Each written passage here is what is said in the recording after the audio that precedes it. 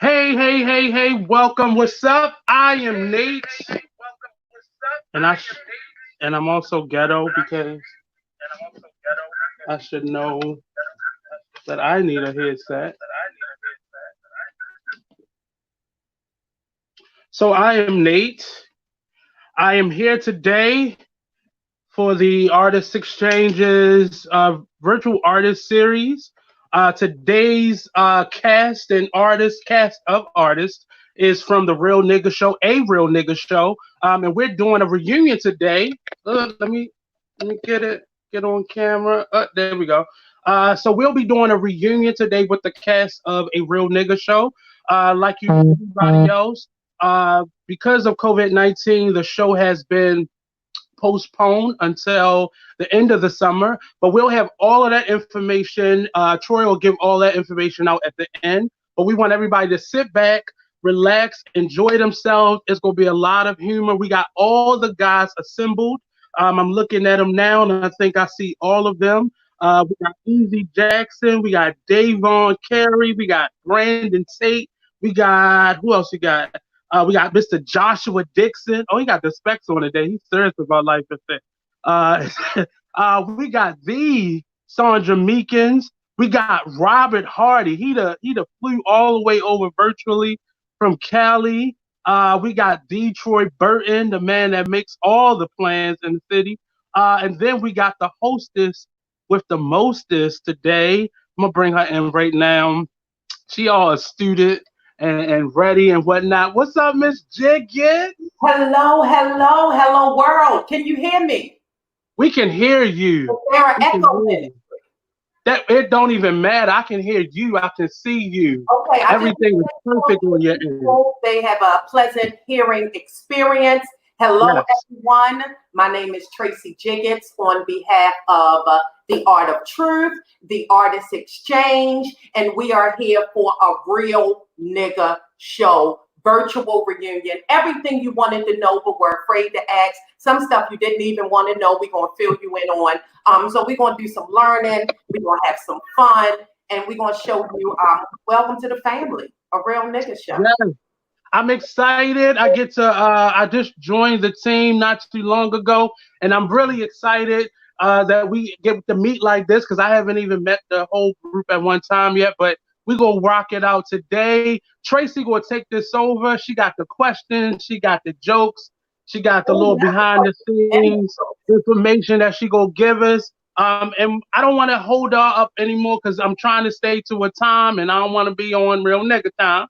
But we're gonna keep it going, we're gonna keep it flowing. Our first guest up is I'm gonna let Miss Tracie do that. I'm just doing your job. Yeah, let me do that in real life.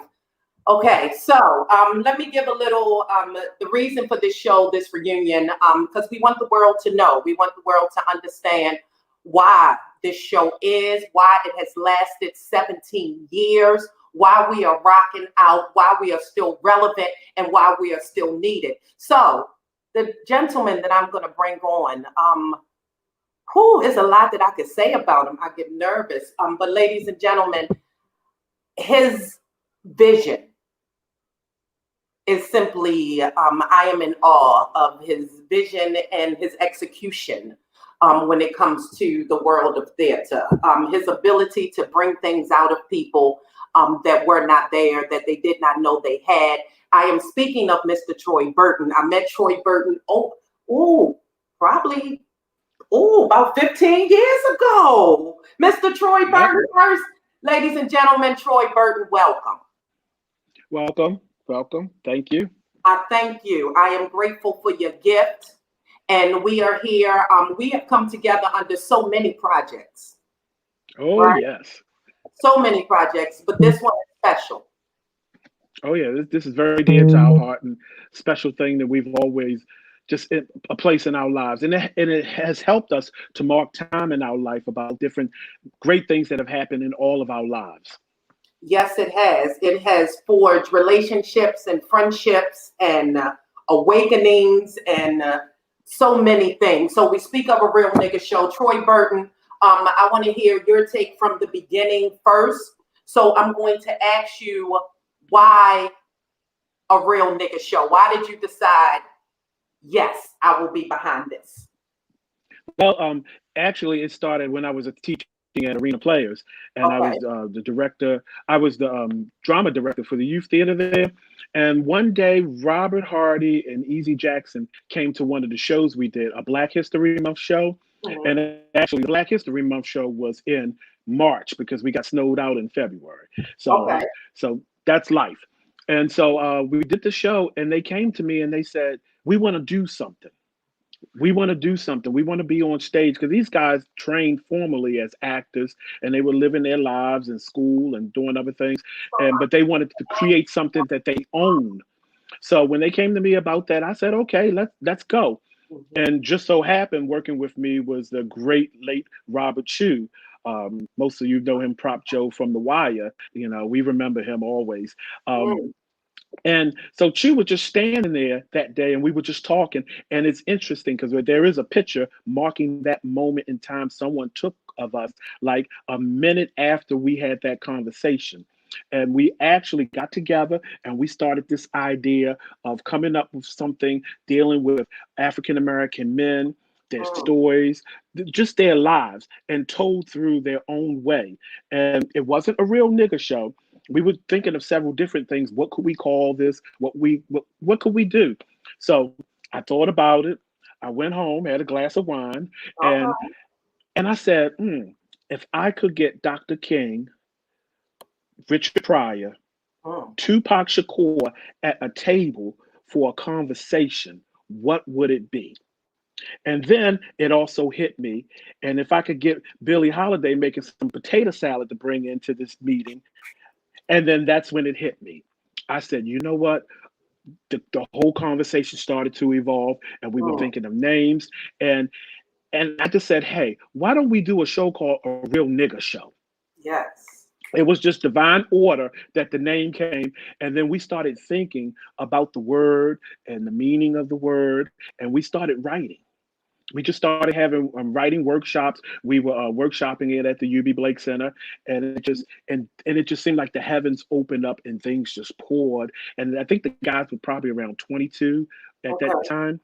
And then so I pulled some other guys that I was working with, Melvin Russell and Joshua Dixon involved. I Uh-huh. pulled them into it, and I said, hey, I'm working with Robert and Easy, and we're going to do something. And by then we had decided it was going to be called A Real Nigga Show. We also I said, okay, it's been done for Color Girls. We're not going to copy the show, but we're going to write from our gut and create a piece. And that's what we did. And then I poured Malik Maloney in because he was Yes, working with absolutely. at Studio 801 at Arena Players. And so I Mhm. brought him in. And so I said, okay. And it all happened in divine order when we got the guys together. We started workshopping, sitting down at the table. Robert Chu wasn't a part of the show at that time. Robert Okay. Chu was just there kind of in the background, just help mentoring with the writing and saying, okay, try this and try that. And then I just said, Chu, get your ass up in here and you might as well do the show with us. So it Ooh. was it and it was a situation where I didn't know how we were going to do this show, and I guess being the person that everybody came to, looking for advice, I said, I guess I'll have to be the producer. So I just took on the role, and that's what I do. I didn't wait for a nonprofit organization or Mm. anything like that with special funding. I knew that as a Black man in Baltimore City, I had to Mm. invest in the young upcoming generation in my own special way. So it didn't matter if I had funding or didn't. I just knew I had to find the money and make it happen. And then that's how we developed the show. The very first show we did, well, the whole process of writing was interesting because everybody brought something to the table.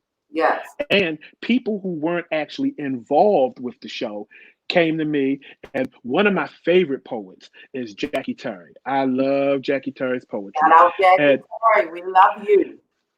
she gave me a couple of pieces, and there was a piece that spoke to me and spoke to what we were creating in the show, and we added that. So when you look at the Real Nigga Show, it's actually written by 10 different people.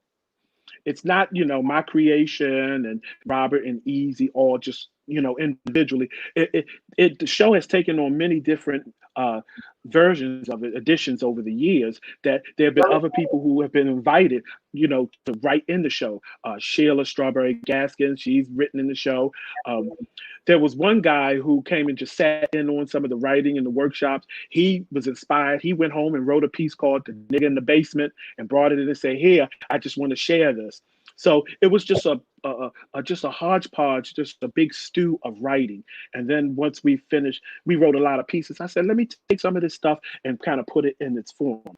And here's a true story, funny story. Okay, everybody had to write something and bring it back to the table. Because I always say, when you come, you bring something to the table. Okay. So some of it was mentoring as well, because I was teaching at Douglas High School at the time. And everybody brought some things, Robert and Easy, they would collaborate on some things and some solo stuff.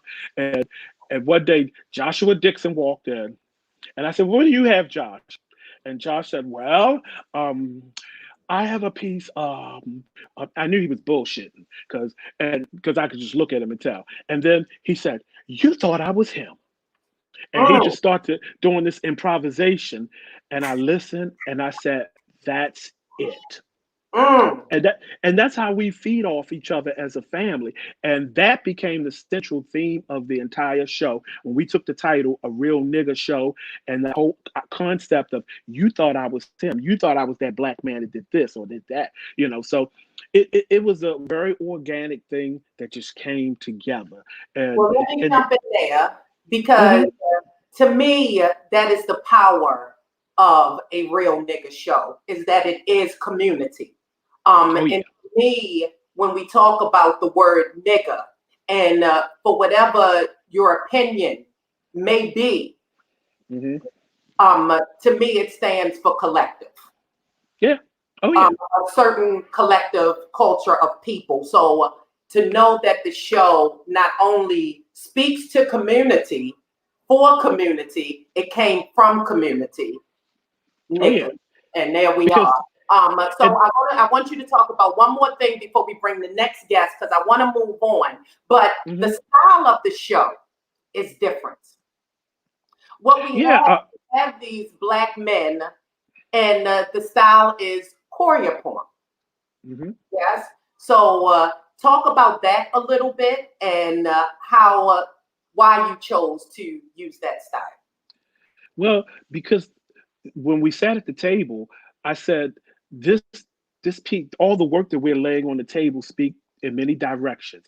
It could be rapping, it could be poetry, it could be monologues or scenes and short vignettes and things of that nature. So I said, if we're creating this in our own way of telling many stories of African American men, that was the best form to really tell this story and weave it together. Choreopoem meaning choreography. And when you say choreography and choreopoem, doesn't necessarily mean outright dance, but it has more about the movement and how it flows. And my directing style, a lot of times I do traffic patterns on stage.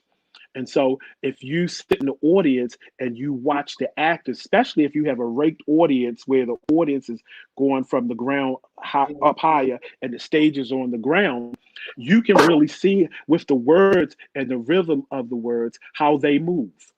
So using that style in choreopoem to tell the story, and they're blocking on stage, I just felt it was the best way, and it's something that I'm good at that. That's my thing, because having a full background in music and having a full background in theater, it's a great marriage for the two.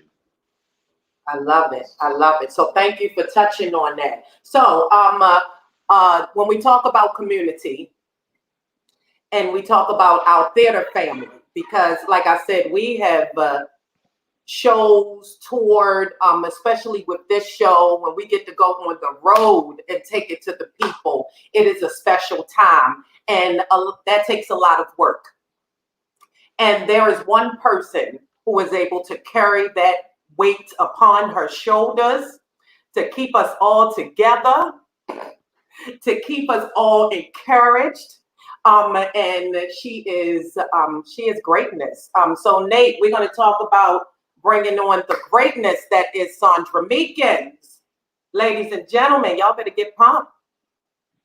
Yeah, Meekins. Yes, you know, raise the roof. So, Burton, as she comes on, because she's going to pop up on camera, but can you talk a little bit? Can you tell us about your introduction to Sandra Meekins and why she is important to this show? Wow, I got involved with the Arena Players in 1987. And in 1999, I was asked to do the Tap Dance Kid. Okay. It was the first time that the Arena Players were producing that musical, and they asked me to do the lead role. I couldn't tap, but I trained for like 4 or 5 months to learn how to tap and all. A lot of people don't know stuff like this. They just see me as a director. That's But right. in the production, there was a character, I think her name was Dulcie, and she was the maid at the house. And this woman came in with this spirit, just walked through the door, and she only had a couple of lines. And I remember one of the lines was, "The boy is gray." And she had, I think, a Jamaican accent. And Sandra Meekins shut the show down every night doing that one line right there. She shut it down. I mean, people got that and they loved it. And, you know, it was just something. So it was her spirit. So, and her grandson, I met Josh at the same time. And Josh would get on stage with me. I think Josh was like 5 years old. And I always had a hard time learning lines when I'm on stage. And Josh would know all the lines. So he would do the rehearsals with me and made sure I knew all my lines at 5 years old. Wow. And Sandra would let him get up there with me. And, you know, it was like, wow, the foundation was being laid for community, as we talk about, and for this show. Well, I personally, I have yet to meet a person like her. I have yet to meet a person with her who will cuss you out with love, who is so devoted to just not only the art, but just to community. So what we're going to do is we're going to stop talking about her. We're going to bring her on. Ladies and gentlemen, we're going to try this again. Sandra Meekins, make some noise. Yeah, Meekins. Hello, hello, hello out there. Sandra, you look good and then you disappeared. Oh, she be back. She'll be back. All right, there we go. There we go. All right. Y'all check out my back. The niggas are in the house. Yes, yes, yes. I'm so happy. Yes, yes. Now my line was, the boy is gray. Well, now the lady is gray. I'm carrying that gray now myself. All right, all right, all right. What you want to know? What you want to know? What you want to know? Thank you. Sandra Meekins, my first question. You are not what people expect when they think a real nigga show. And here comes Sandra Meekins. So I want to know what made you want to be a part of this production. Well, now, to begin with, I'm a real nigga from the Papa Grove Street, okay? Whoa. What happened was, Troy Burton came to me. Troy came to me with this idea. And he also said, and I want to use Joshua. I'm like, okay, because Joshua, when Troy opens his mouth, Joshua is there. So I said, okay, all right, you want me? And I'm like, okay, I heard the title, A Real Nigga Show. Well, I didn't have no problems with it because nigga was in my vocabulary anyway. Say You that. got the good niggas and you got the bad niggas, okay? Say that. So then Troy said, we're gonna do the Real Nigga Show, but we want to show the black man in different roles, in different moods, in different avenues, in different beings. And we want to show that the nigga is just not a nigga. But what kind of nigga are you? He says, and so they're writing some of their own stuff. And it's going to be powerful because it's coming from the gut. And that's what was so important in that. In their writing, they wrote from the gut. They wrote what they have walked through, what they have cried through, what they have shitted through. They was writing. And that's why when I sat and listened to where they was going and how it was flowing, I knew I had to be a part. I knew I had to be a part because I knew at some point you're going to cry. You're going to have a shoulder to cry on. You want to scream. You're going to have somebody you can scream to. Because others may not understand. But because I'm a grandmother, I'm a mother, I'm an old girl, I'm an old head, I'm going to understand. Whew, okay. I love you, Meekins. So well done. She's Sandra Meekins, ladies and gentlemen. That's all I can tell you. If you have had the pleasure of being in any production, you are blessed for it, and I'm sure that you have learned so much. So, Sandra Meekins, you touched on a whole lot right there. Being so many things in the community, and in this show, you bring a balance of energy. Yes, you bring that mama energy. You bring that, and it works. Thank you. Thank you. It also works in the show because, again, Troy, you talk about that line where she stole the show, but Meekins really takes her moments in a real nigga show and claims them as her own. Yeah. When I try to get the late niggas in, because I don't want them to miss nothing, you know, and all. But I want to go back to your word community. And with my niggas, see, I can call them with my niggas, I needed them to feel that they were an ensemble. An ensemble. They were a family. When we come together, we are a family. We are together. We're in this thing together. It's not that Easy is better than Robert, and Robert is better than Joshua, and Joshua's better than Brandon. Brandon's better than Davon. Hell no. We is all. And that's why I'm there to let them all know. We don't put down each other, but we keep building each other up. So we are an ensemble. We stay together. And I also, being that stage manager that I am, trying to keep them together, making sure they have enough water, they've got some breath mints, they've got the first aid kit, they whatever they need, I gotta make sure they have. I gotta make sure their costuming are in place, are in order.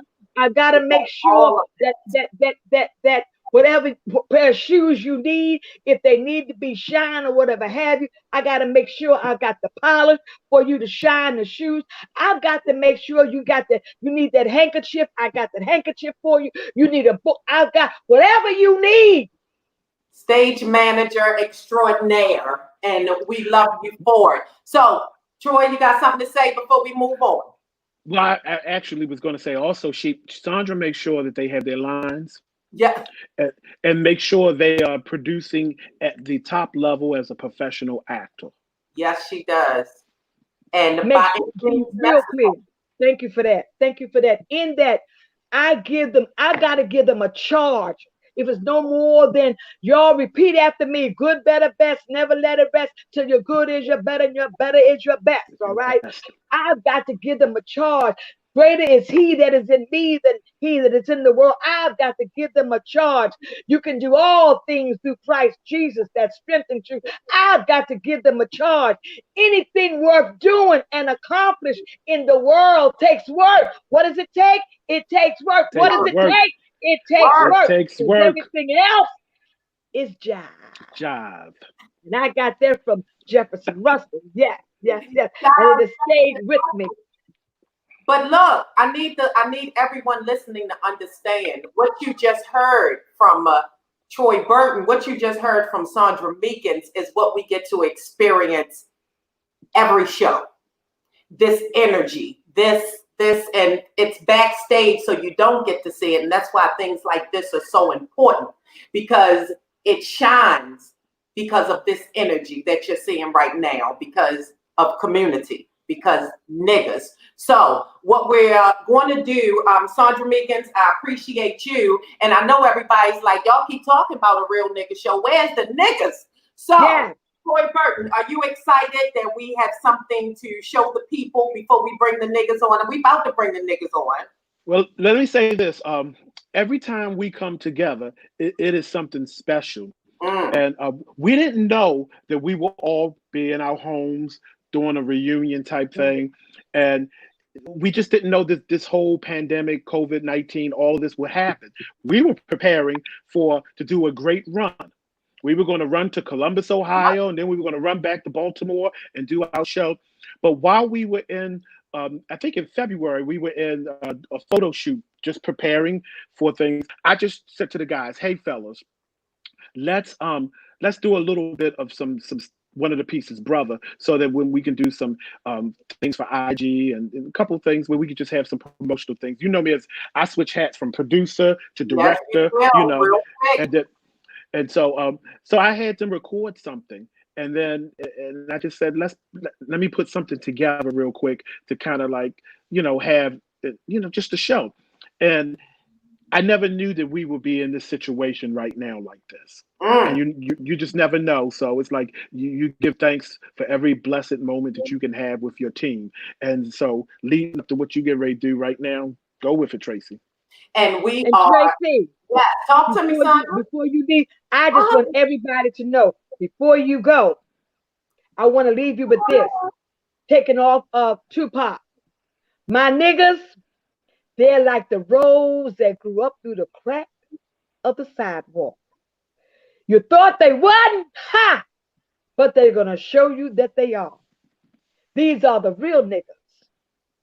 Be real clear. Because it may be a nigga in your house. Be clear. It may be a nigga in your house. It may be a nigga in your house. So what we're going to do, we have something special for you all. So I am tuning in Mr. Nathan Couser. Are we set and ready to bring this premiere to the people? I am excited, y'all. And then we're going to bring on the niggas. So I promise you the niggas are coming, niggas. I know y'all like they talk too much. Oh my goodness, hold on. We coming for you. We are coming for you. Here we, wait a minute, I got a word. Okay, so ladies and gentlemen, we are going to present something to you. As Mr. Burton said, the nigga show is ever evolving, expanding, stage, choreopoem, but also film. And as we dive into that, we are pleased to bring you a world premiere. This has never been seen. The word on the street is that it's about to come up. So we are waiting. I'm going to give you a drum roll. If it does not come up in 2 seconds, I will start a Negro spiritual. But while we're waiting for that, I just want to say happy birthday to Nate and thank him for pulling all this together and having us on the Artist Exchange show. Thank you. Happy birthday to you. We are so blessed to have you. We are so blessed to have you. Okay, so he just sent the word that it is coming up. So ladies and gentlemen, talk to us. Leave us a message. If you have questions, please feel free to leave questions. We're gonna, as soon as we bring the niggas on, we're gonna open the floor. So get your questions in. Get your questions in now. This is it, a real nigga show virtual reunion. Ladies and gentlemen, we got a video. Sandra Meekins? Yes. You there? You all right? Yes, I'm fine. I'm fine. I see Mesa Leak is in the house. Oh yeah, Mesa! Shout out! Oh Mesa, my God! All right, Mesa, we love you so much. Thank you. Thank you. Actually, I'll talk about it later. But Mesa was very instrumental in helping me co-produce the very first production of a Real Nigga Show. Because when I didn't have the money, she came through. Amen. Amen. Thank you. Things are coming. I moved to the side of the screen. That has to mean something. Okay, so something is going on, so we're not going to wait. As soon as it comes up, we're going to keep going. So I believe the best thing to do is we're going to bring up our first nigga. We're going to keep going straight into our schedule. So, ladies and gentlemen, this first nigga that I'm going to bring to the stage, this is, wait a minute, something is loading, Lord. Now I'm bringing, Lord, if it loads up, Lord. Everyone hold on. The train is coming. A real nigga show. The first nigga that we are going to bring on after this, ladies and gentlemen, is Mr. Robert Lee Hardy. So I want him to be ready to come on with that awesome energy. So that's what we're going to do. So, producer, we are going to go straight to Mr. Robert Lee Hardy, if we can. If not, the video is coming up. Ladies and gentlemen, we thank you for being here with us. This is a real nigga show, virtual reunion, the artist exchange. Stay tuned.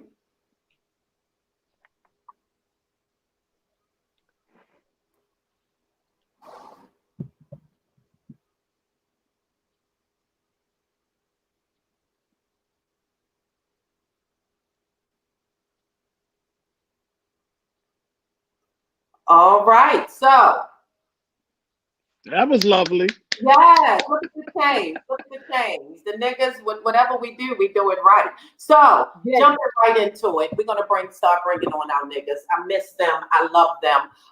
And again, I am blessed to share so many special moments. So, our first nigga that we're going to bring up, I call him Hollywood. His name is Robert Lee Hardy, and we are going to bring him on. Robert Lee Hardy, are you there? Are you there? Testing, testing, 1 2 1 2. Hey. I still had the mic mute. That's all right. You feel me? I'm here though, short. I'm here though. Yeah. Robert. Gosh, look at my family. Robert. What's up? Robert, can you? I can hear you. I can see you too, gorgeous. Oh, thank you. You know, I pulls it out when I can. So the word on the street, Robert Lee Hardy. We want to know a real nigga show. Troy told us a bit of the story, but where did the beginning start for you? Tell me about that. Oh, shit. Cheers, Meekins. So I had taken some time off from I was in undergrad at SUNY Purchase Conservatory for Theater Arts and Film. And then I was like, let me take a year off of some things going on in my life. And I'm like, I'm gonna go to LA and I'm gonna be a star. Like that. So I came back home and then did what I had to do. And the school told me that, you know, you can come back in a year, blah, blah, blah, blah. I went to copping. And when I was the summer before me going back to SUNY, I was like, I just got to do something. I was like, I feel rusty. So I went to Troy Maceo Burton. Because a lot of people think that a lot of people think the M stand for motherfucker, but it actually stands for Maceo, right? It's Maceo, right? Sometimes it is a motherfucker. And I was like, do something. I gotta get on. Let's do something. Let's do a play. It's like, I ain't doing a motherfucking play, Robert. And I was like, no, seriously. Before we go, I was just like, I gotta work the muscle. Blah blah blah. Like I need to do something. We need to do something. He's like. He dismissed me, you know, but you know, Troy's a thinker. That thing is always going. So then he came back and was like, well, motherfucker, we gonna do something. We're gonna write this shit. There's some shit we're gonna create. We ain't pulling out no old plays. It's something we're gonna create. So I'm like, oh man, okay. Now I'm with it. And then he was like, and what about your brother? Brother Easy. And I'm like, oh shit. That would be brilliant. He's like, yeah, like an all-male cast. He's like an all-male cast. You know what I'm saying? Easy had just got out of the Navy. He was like an all-male cast, and he was like, maybe we can call it Endangered Species. And then he was like an hour later, he was like, no, that ain't it. because he was sold on it. I feel like an hour. Oh, He's yeah. like, that ain't it. He was like, because if we're saying that, then we're claiming that about ourselves. But we're kings, so we're not claiming that. We gotta come up with something else.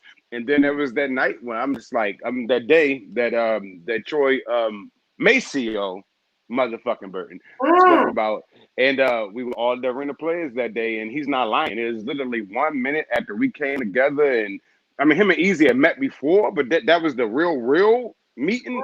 And somebody got that picture, and that's how the magic happens. And then there you go. And then There you go. it changed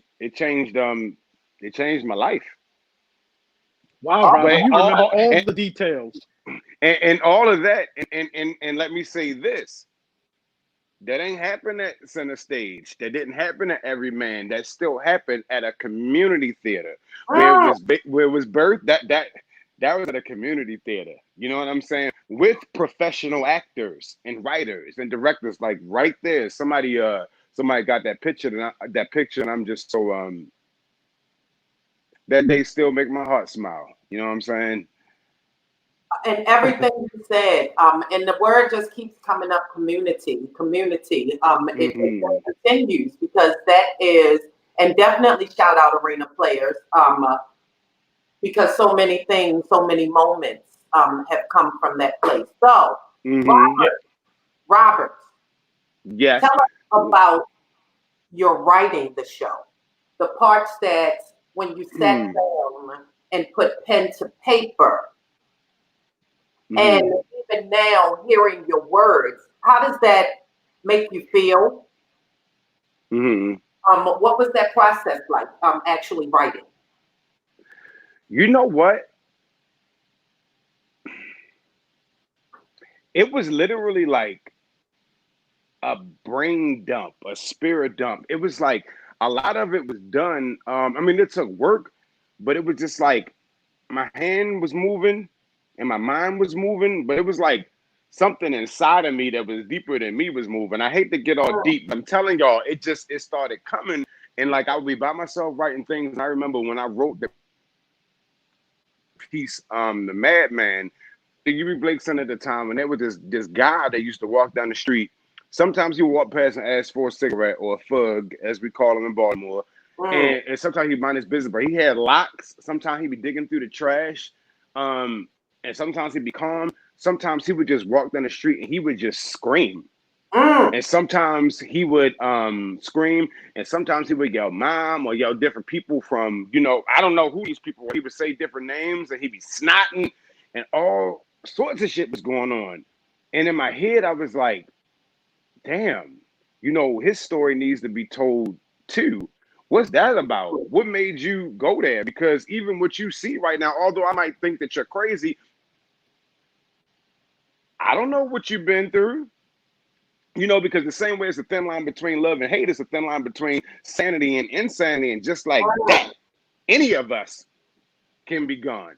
And so I was like, I want to write about something that deals with, what I'm saying, like mental illness. And some of the things I pulled from were stories and based on certain true events from people in my family or people that I knew, you know what I mean? But I knew that there needed to be a light shed on that, because I remember when I was dealing with certain things in my life, people were like, don't say that. People are going to think you crazy. People are going to think, don't talk about that.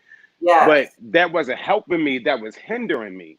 And, as I grew and realized and got older and started talking and realized that, wow, as I'm looking at that man who he looks crazy, he's snotting and he running, he throwing stuff, he kicking and screaming and yelling. I was dealing with my own mental illness. I ain't even know it. And it's just interesting because a lot of us are scared to talk about that because we've been taught. We know you get too crazy, somebody gonna come, they're gonna slap the shit out you. You know what I'm saying? Or slap that. And not that ain't worked before, because you can suck it up and get it together. But I wanted to talk about it to make other brothers feel comfortable and sisters to talk about it, because we've been going through. And you know what I'm saying? And it's something that you just say years ago, Tracie. Sometimes you got to go through to get to. In order for me to get to, I had to write about that. That's it. And that was with as far as like the madman part, but I knew that I wanted to write something with a group of brothers, and whether it was stuff that, you know, Easy and I were collaborating on a whole group of me individually, I just knew that it had to be something to bring people, because see, I didn't just want the theater goers to come. I wanted the dope boy, I wanted the stripper, I wanted the prostitute, I wanted the doctor, I wanted the lawyer, I wanted the district attorney. I wanted everybody. And it's like, what can I write to make a person that won't even come to the theater and enjoy it and want to come back and spread the word. And that is what a real nigga show does, because there is something for everyone. There is therapy, there is healing, there is love. And it really just holds a mirror up. And it is a mirror that's kind of cool because it's for us. Absolutely. For us, and using that art. So we're gonna keep this train moving because I gotta bring all these niggas on. There's a lot. Right. It's a few of them.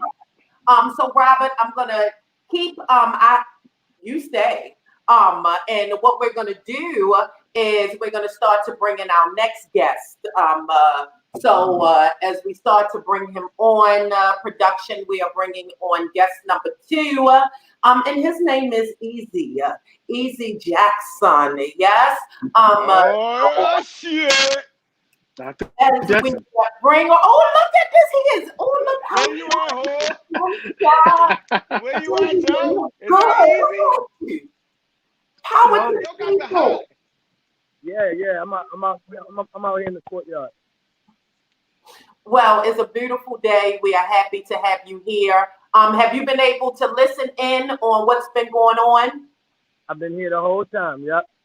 And it's a beautiful conversation, Eze. It is so full of love.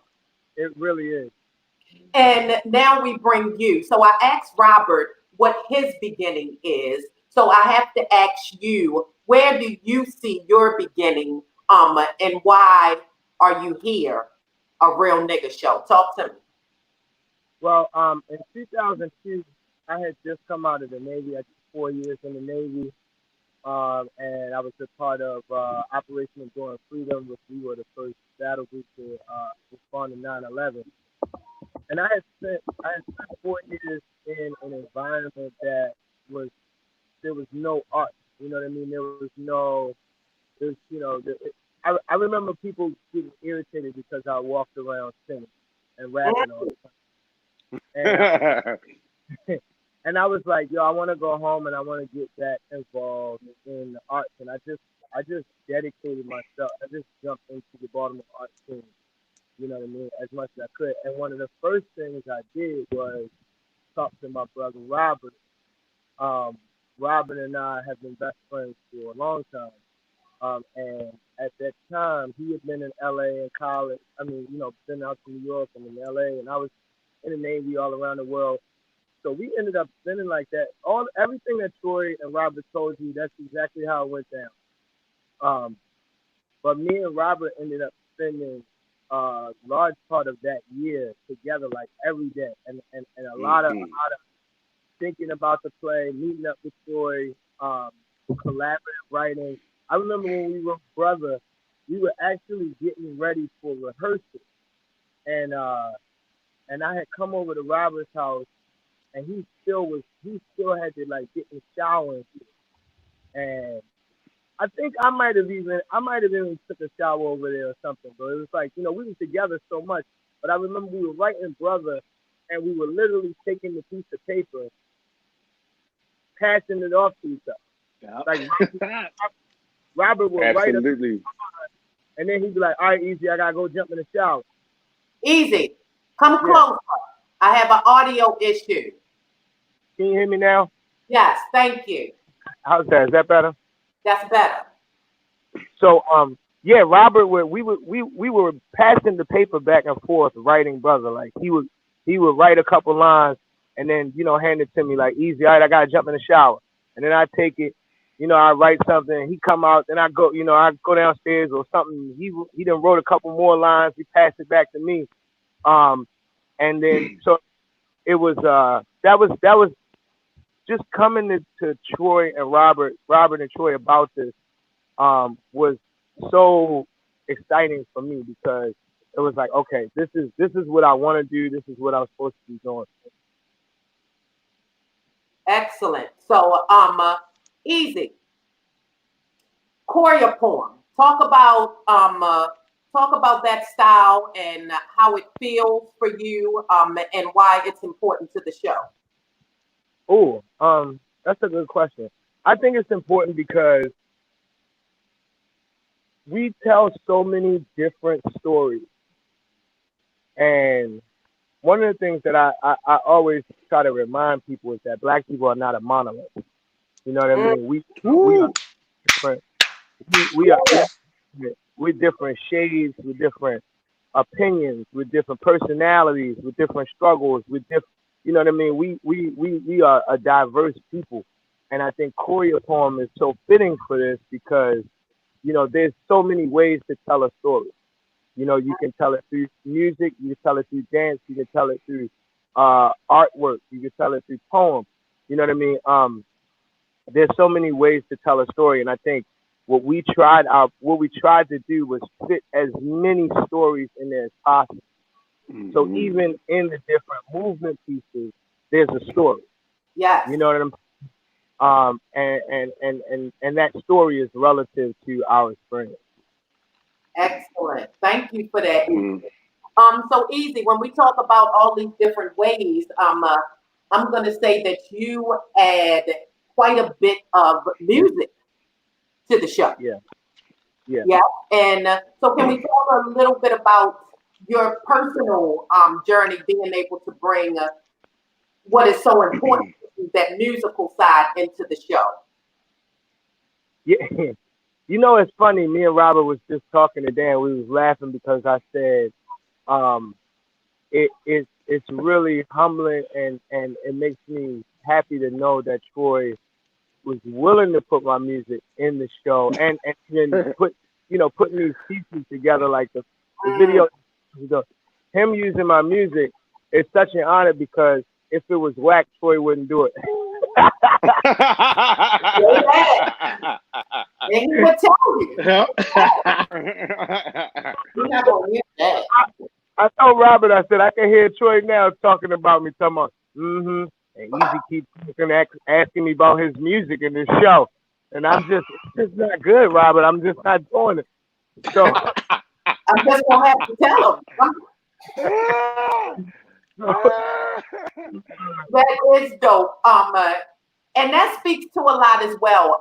The respect that we have for each other, and the respect that we have for the craft. And knowing that the fact that everybody trusts each other in their respective roles. You know what I mean?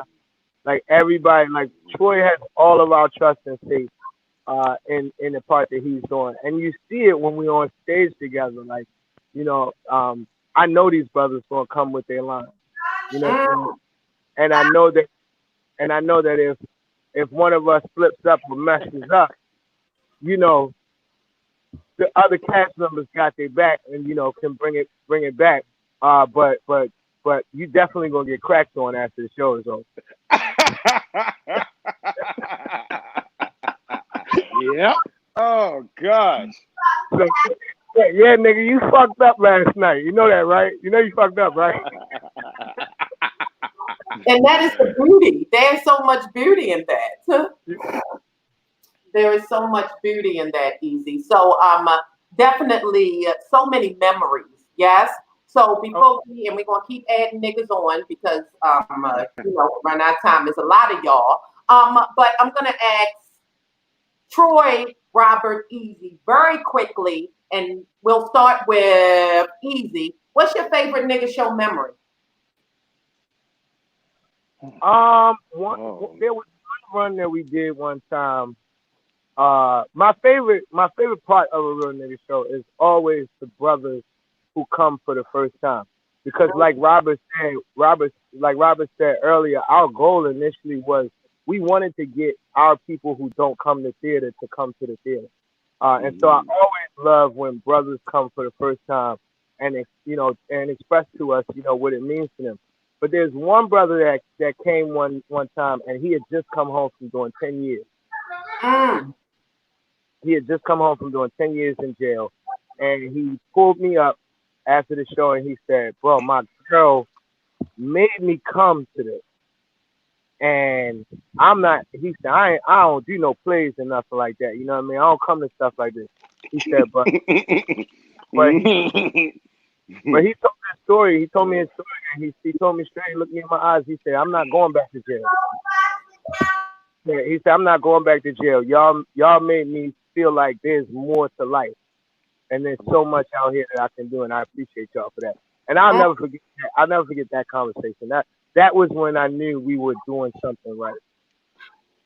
Mm-hmm. That's beautiful. That's community. Yes. Yeah. Troy Burton, favorite nigga Yeah. show. I think it was 2005, and I walked into the house of the theater, and I looked, and 90% of the theater was a white audience. Mm. And I said, okay, this is going to be an interesting experience. And so, but there's one part in the show where we treat the flag a certain way. Oh yeah. And I remember when this guy got up and he left because of that. And we had somewhat of an exchange in the lobby, a conversation, you know, and it was an interesting conversation. I won't repeat that. But it was the fact that the entire audience, except this one person here, you know, they were fine with our show. They received the message that we presented. And because I just said, okay, I don't know if this show will ever play for an all-white audience. But it goes back to community. They got it. Exactly. And it's needed. It is a show truly that is for everyone. It is a show that just gives you a different perspective on just life, especially this America thing, this race thing, this that whole thing. Okay, so we got to keep moving. But Robert, favorite nigga show memory? Go. Oh my gosh. I think the first time that I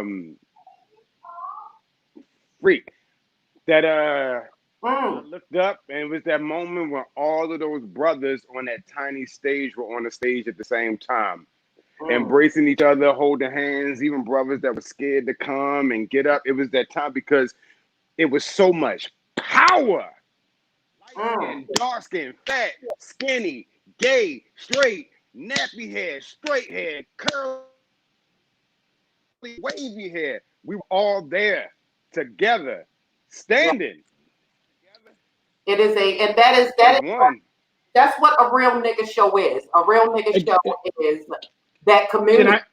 Can I add something to that? Just so that if anybody who's never seen the show listening, there is a part in the show where we do a call to action to all the men, and all invite them all up to the stage. And so there are all the ladies that are left in the audience. Now, because I'm in the back usually working in the booth, you know, I get a chance to see what the ladies see. So that moment, you know, and to see the ladies' reaction to seeing all these men come together, it's like they want us to empower ourselves and say, brothers, y'all got to come together. Say that. Y'all got to put ego to the side. So I just wanted to throw that in.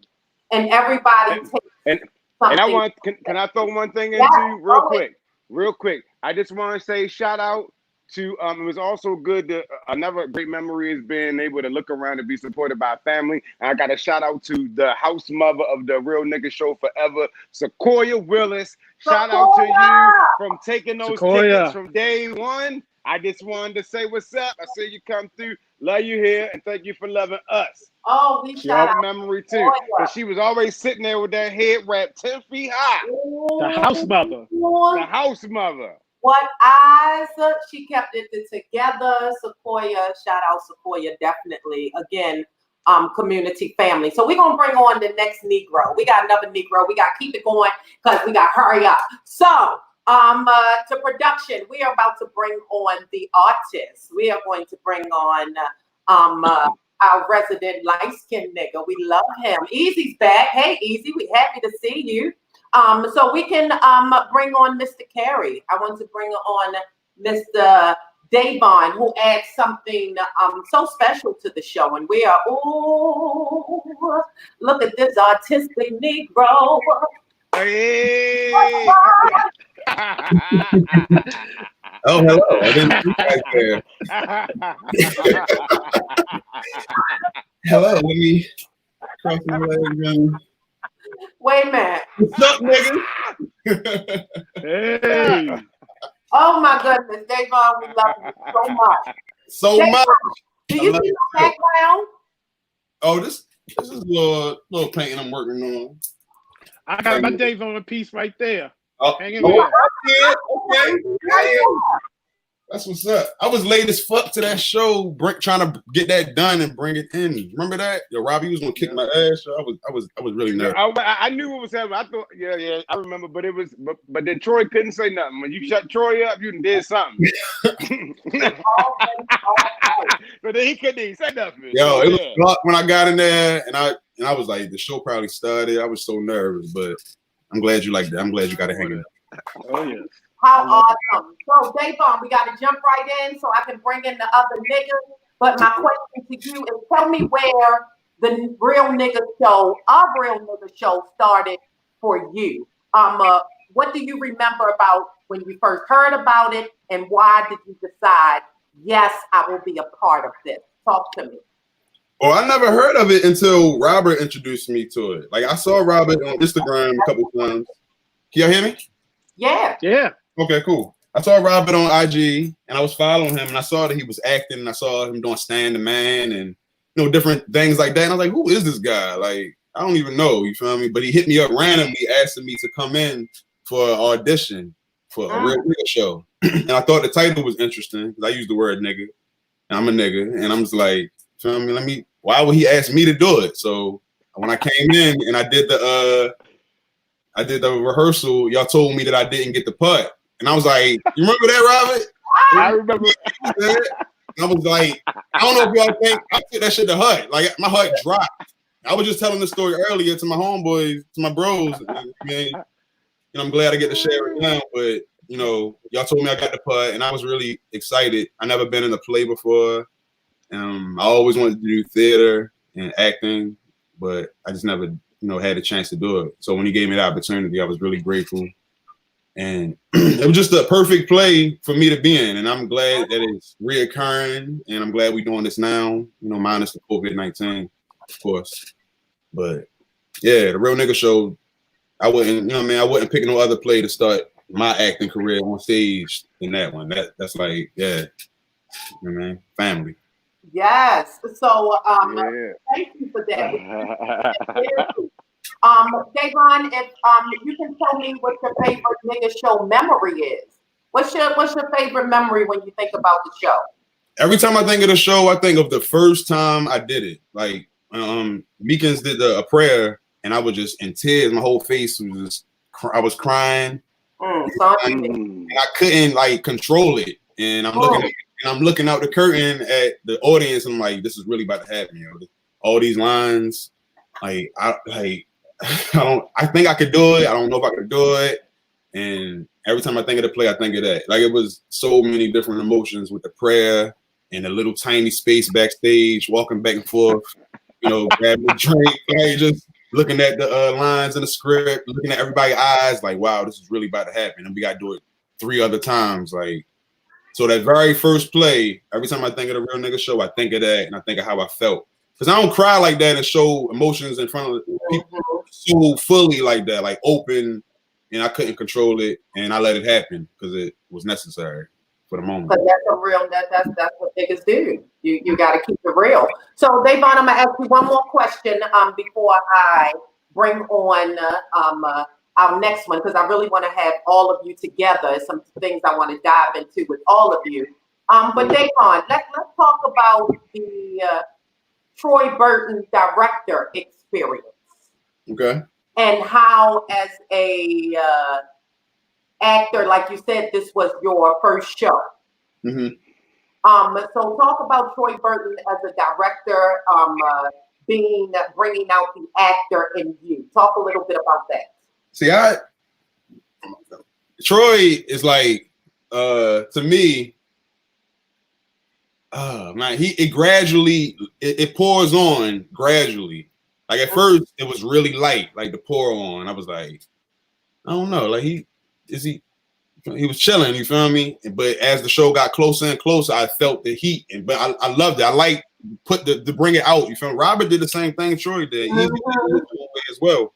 But when Troy talked to me, you know, I could feel the intensity. You know what I'm saying? I could feel the passion, and I could feel that he really means what he says. He means what he's doing, and every idea is full of life. You feel me? But like I said, it gradually got poured on to me. Like to other people, they may have different experiences, but for me, it started getting poured on more heavily as the show got there. Like he never like wowed me out or nothing too heavy, but I know he means it when he says it. You feel me? So well, you are blessed for that. Yeah. with the painting when I was late. You feel me? You know what I mean? I'm sorry, Troy. Like, I wanted to get that painting done for you. That's But you feel it, and we all want to. It is a level of not only respect, but we all see greatness, and we recognize that he wouldn't be there if he didn't see the greatness in us. Definitely. And you want to work. You want to do that, and it's only more magical because the story that you're telling is your own.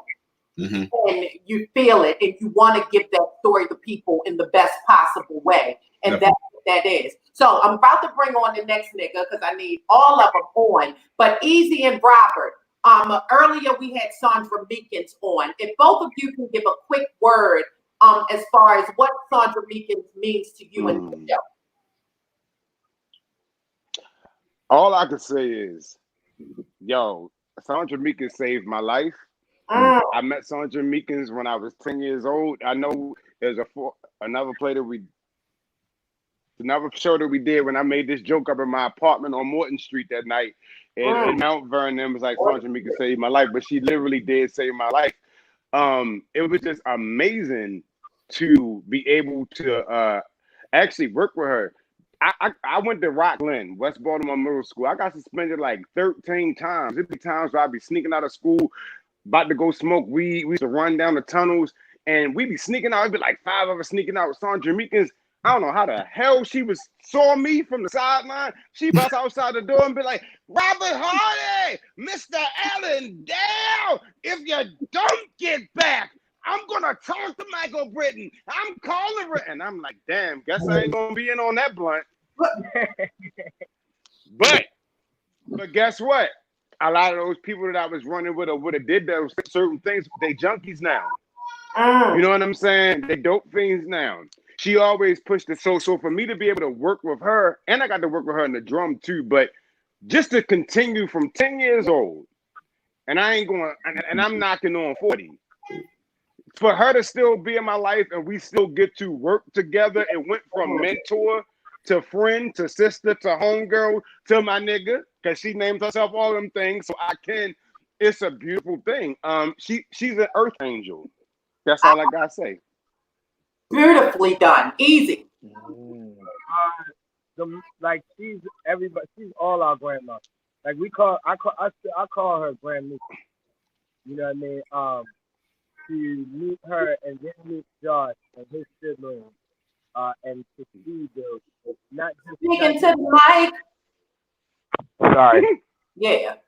God. Yeah, no, she's all our grandma. I call her Grand Meekins, like she my grandmother. And everything Robert said, just her support there, her as an elder, encouraging us all the way is everything. My favorite memory of her is one time I was in Walmart with my 2 daughters, and I was in line, and they was giving me a hard time. They was trying to grab stuff, and they were little, so I'm like, I'm in the line with them, just trying to get them together, and you can clearly see like I'm going through it with them. They are in rare form in line, and I turn around, and Grand Meekins was sitting on her cart like this, just watching, like she was so tickled and entertained by me.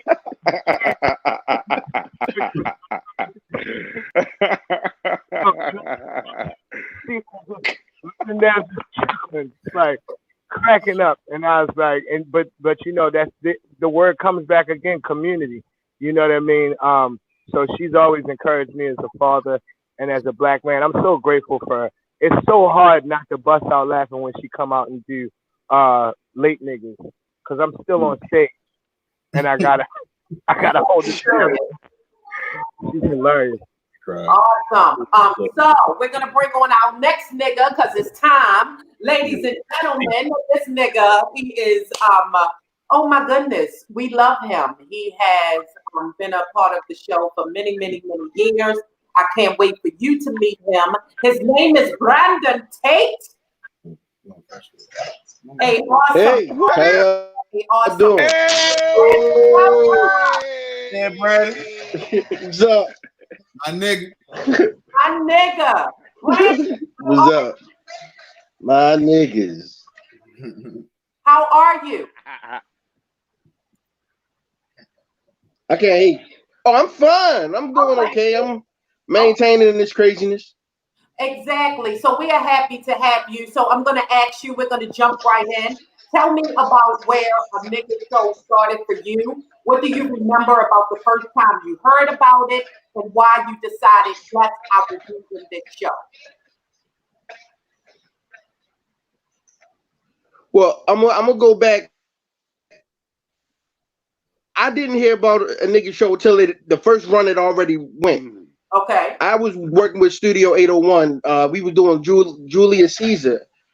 And I remember when I would go to rehearsal for that, I would see Troy, Mr. True, Robert, and Easy.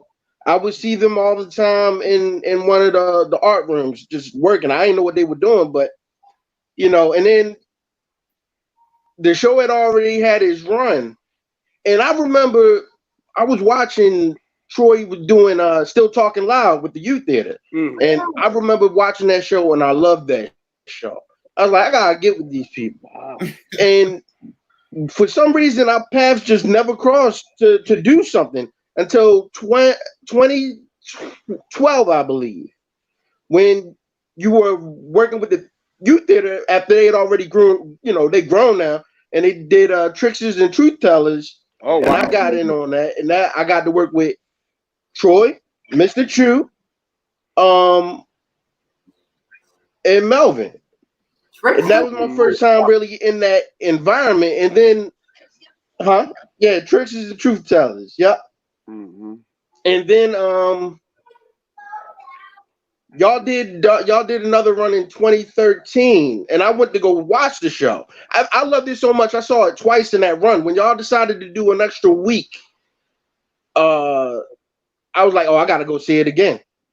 And then I saw you posted that you was going to do it again, and then I got a call out of nowhere to, you know, ask me to be in the show, and hell yeah, it was like being asked to be. It was like being asked to join your favorite rap group or whatever. It's yeah, I'm doing that. Yeah.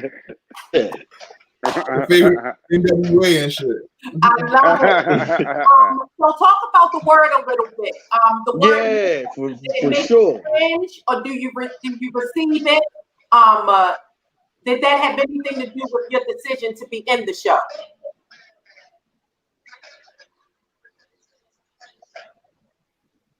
I say nigga all the time. I mean, but you know what? I don't know. It's kind of like that Tribe Called Quest song where Q-Tip, you know, sucker niggas, where he would say, you know, I try not to say it, but it just come out all the goddamn time. It's just what it is. I like it. It is what it is, and we are so happy to have you. So, Brandon, I ask you, what is your favorite nigga show memory?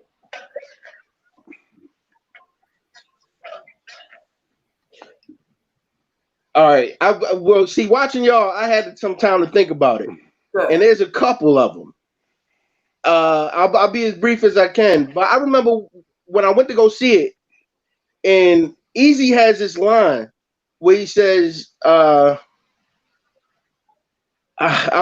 might be jacking the line, but it's a mind once expanded can never return to its And mine normal size. Original And the guy dimension. sitting next to me was like, Ooh.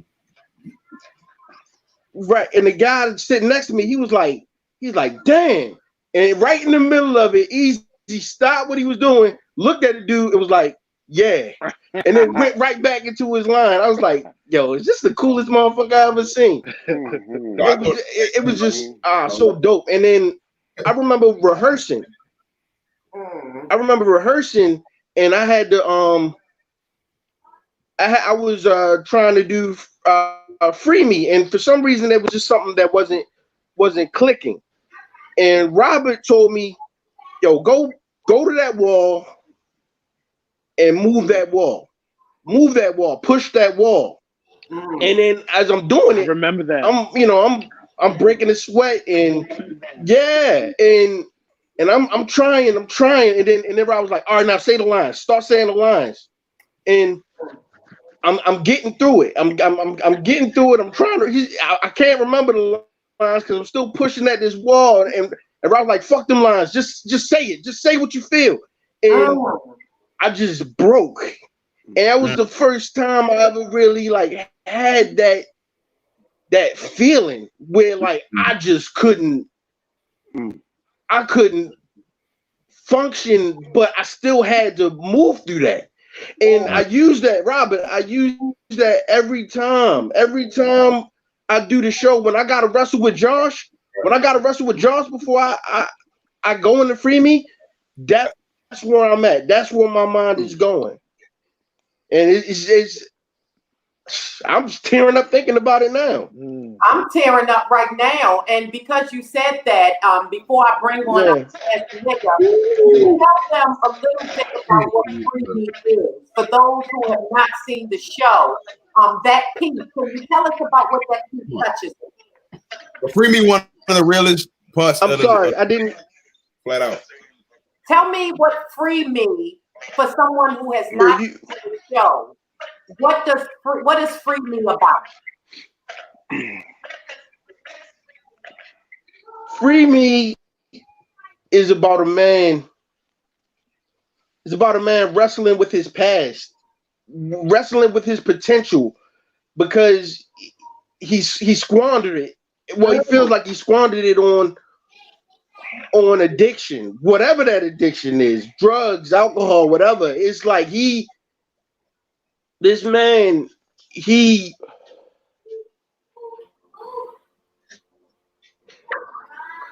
wrestling with himself, and he's trying to. He knows he can do it, but he needs God's help. That's Free Me. That's what that means to me. Thank you, Brandon. You are such a great addition to the show. You are. Thank you. Absolutely. It's great to have you.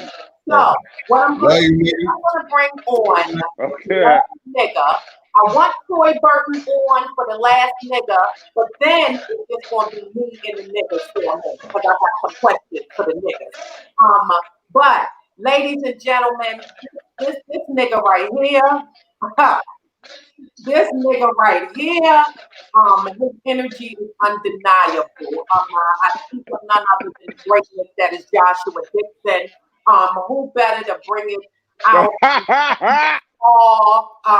So ladies and gentlemen, get ready for Mr. Joshua Dixon.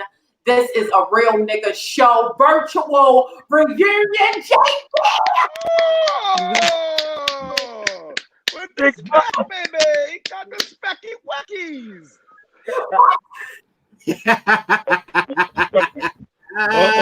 Here it comes. Yeah, baby. Hello, Josh. Yo, intelligent. Joshua. What's up? I know you have heard a lot. We have said a lot. You have been listening. So I'm going to ask you, what is your first memory of a real nigga show? And why did you decide, yes, I will be a part of this? Hold up. What's up, Josh, my nigga? Well, you know I love you, nigga. Love you, nigga. Already. My first memory with the nigga show is would have to be when Robert and Easy came to see our youth theater show. And that was the show that me and Melvin got recruited to do the nigga show. And that was, I believe, 2003. Wow. 2003. That was my last year of high school. Yep. And so we went down to Mount Vernon Stadium. Me, Robert, Mr.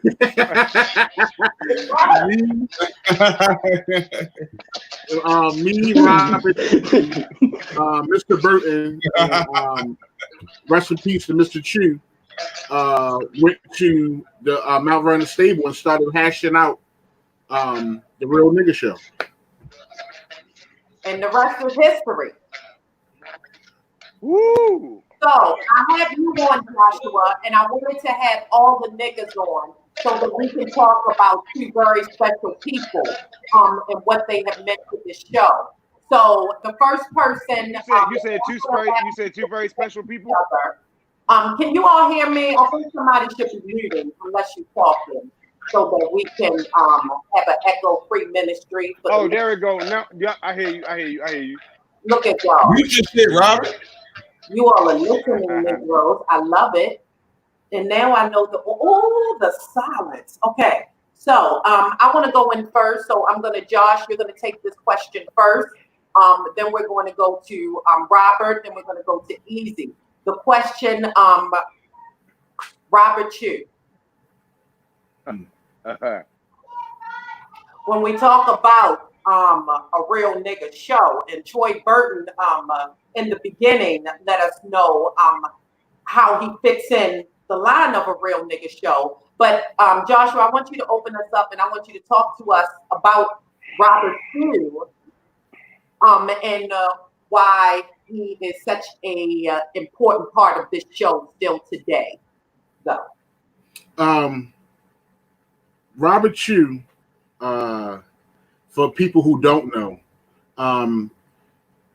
Robert Chu, for the people who are watching, if you're familiar with The Wire, he played Proposition Joe from season 1 through 5, I believe. And Robert Chu, I met when I was 5. I met Robert Chu when I was 5. My grandmother and him were doing a show.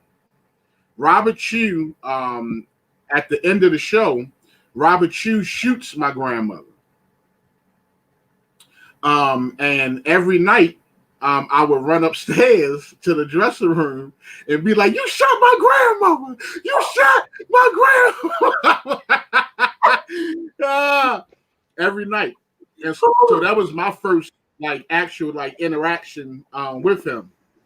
And then I went on to the youth theater, and that is where I learned how to act. Robert Chu taught me everything that I know about acting, as far as technicality, nuance, the whole everything. This is a man who not only enjoyed theater, but he enjoyed film. He enjoyed cartoons. He enjoyed sci-fi. He enjoyed Saturday Night Live. It'll be times, and this is the thing that that I cherish, is that, I don't have friends that are over the age of 50. Robert Chu was one of those, was my friend. You know what I'm saying? After he taught me, we had a relationship afterwards. There go my man. And so without his teaching, I would not be the actor who I am today. And it's one specific show that he worked with me on, and it was Scrooge. And I did Scrooge twice. I did the England Scrooge, and I did the Christmas is Coming Uptown, the more black Scrooge. And both of them he worked me on. But it was in that season that I learned what acting was and what acting is. This man went through every nuance through the script. This man went through every. He took me through a step by step, and so that's who he is to me, and he means so much to this show, because at the end of the day, like Robert Chew is like. Chew come from that. He comes from. See what a lot of people don't know, and this is from the conversations that we've had. That person that you seen on The Wire, Proposition Joe, is probably the closest person to him. Chew was a real nigga, and knew real niggas. Like real, like old head niggas, like real gangsters from Baltimore. He knew these guys. Say that. You know what I'm saying? And so, like that character that you see him playing is him of all those Baltimore characters and gangsters that he grew up and know. You know what I'm saying? So that's why. That's for me. That's why his presence is there. Yes. It's that he the OG. He the OG. We're going to quickly get Robert and Easy in so we can move on because I got other things to say. Robert, I want you to touch on Robert Chew and pass it to Easy. And then I have something for Mr. Carey and Mr. Tate. Go. Oh, boom. Well, I don't know if y'all can see, but this is the picture that I wake up to every morning. It's staying there at my bedside. And now in my new place, it's on top of my mirrors when I brush my teeth because he taught me not to just be a one-sided ass actor. He taught me to go there and to be brilliant and to be comfortable with being brilliant, to make people respect you. And if they don't remember you when you get off the stage, that's a compliment. He ain't take no bullshit from me at all. He here's a man who had no training in acting that prepped me for a conservatory where I was about to get my degree from my first year there. I'm like, oh damn, I learned that from Robert Chew already. And he was Baltimore. He's Baltimore. He didn't even expect to get that role on The Wire. He told the story. He said, Robert, I saw these guys going on there. They was big and they was buff and they was cut up and they had six-pack. I'm like, they ain't gonna pick me in my head. But then he said I had to remember who I was because they look like that. But I'm going in there to act my ass off. So that's what you do every time you go in there. You go in the room knowing that you can act your ass off. So that's what I do. And shout out to Robert Chew. I could go on and on, but we on the time thing. But Lord. We have to say, and Easy, he's going to be back in just a moment. But I can say Robert Chew, and then we have to go in. We talked about how this show is a choreopoem, and we talk about choreography. So I'm going to ask Davon and Brandon about the choreography, and then I'm going to bring you all in because then that leads us to Lori Goodman, and we must pay respect when we talk about community, and we talk about this show being about family, and we talk about us coming together. We cannot say it without this. So, Davon, how did you feel about dancing? It's funny. I was just talking about that earlier. I'm not a dancing motherfucker, so when they told me it was gonna be dancing, I was like, hold up, yeah.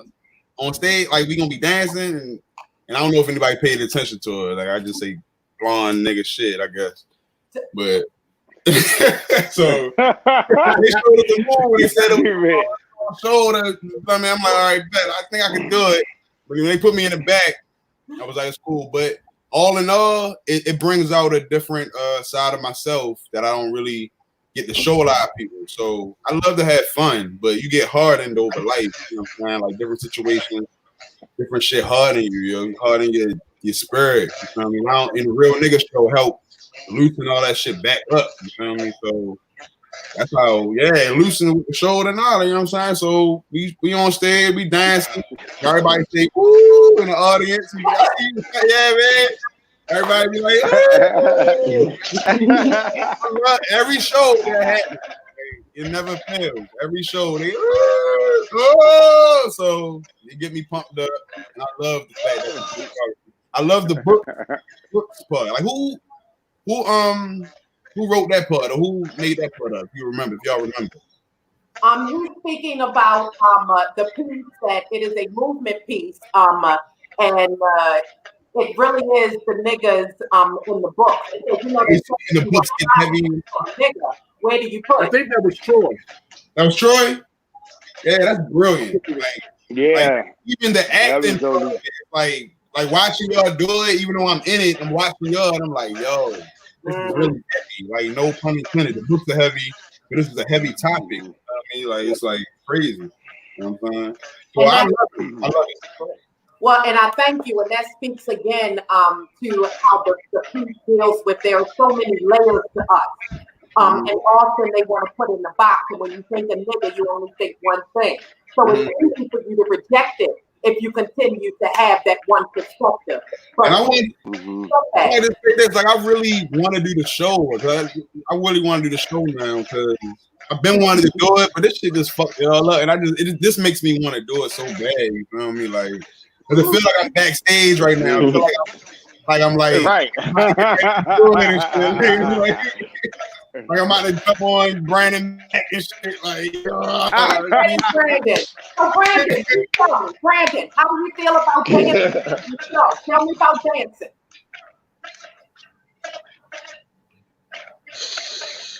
Yeah, I got two left feet, man. So I wasn't thrilled about that, but I remember Josh pulled me to the side. He's like, yo, my big ass can do it, you could do it. Stop bluffing and get bit. Wiggly and shit. I love it. I love y'all. So Easy. I'm gonna go to Easy and Josh real quick. Lori Goodman. Her contribution as choreographer, what she was able to bring out of you, and can you talk a little bit about that? Eze Jackson. Well, I just want to say, first of all, I had a major crush on the Floyd. And every time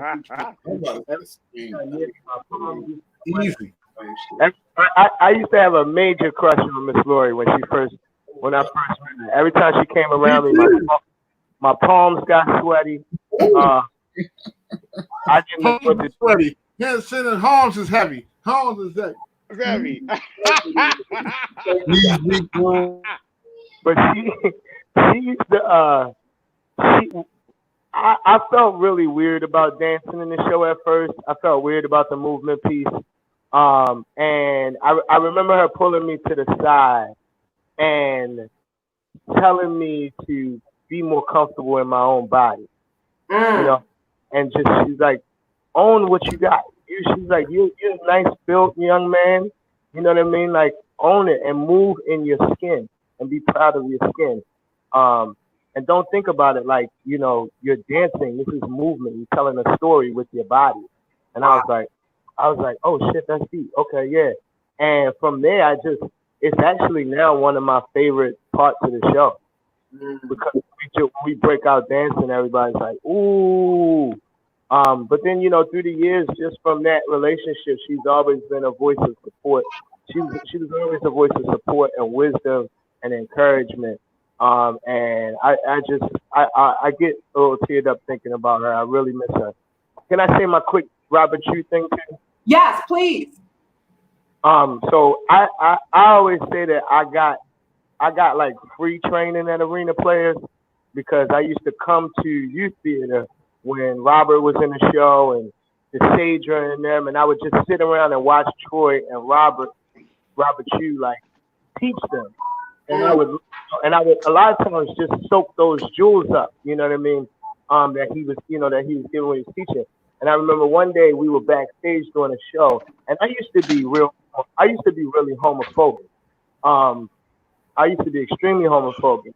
And I remember one day I said backstage, I said I would never play a gay role. And Robert Chu looked at me and he said, "Then you're not a real actor." And I was like, what? I was offended at first. And then he was like, the job of the actor is to tell a story. It doesn't matter if it's your story or not. You have to tell that story.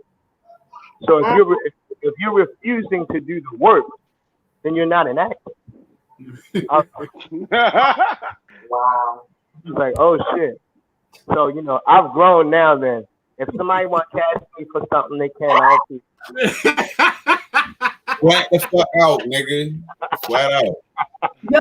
You were saying good. Easy. Wait a minute, because Robert, you next, and then Josh. But Easy, you have focused on something.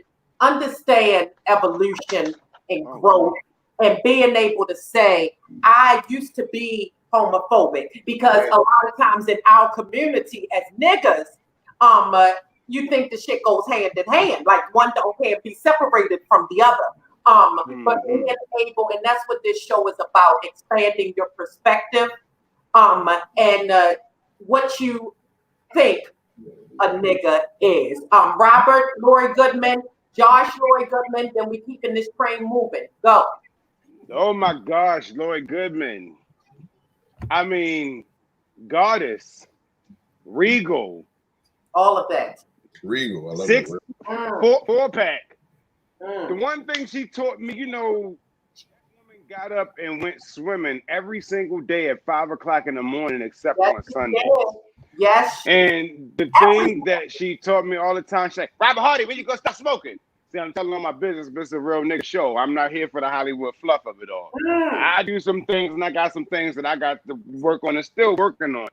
But when it was time to choreograph that piece, I remember she tried to give me this one move, and Troy motherfucking Burton this time going to laugh, because she tried to make me do this little thing where I tilted on my head, and then she's like, well, that ain't the movement for you. We're going to do this. And I was like, a solo?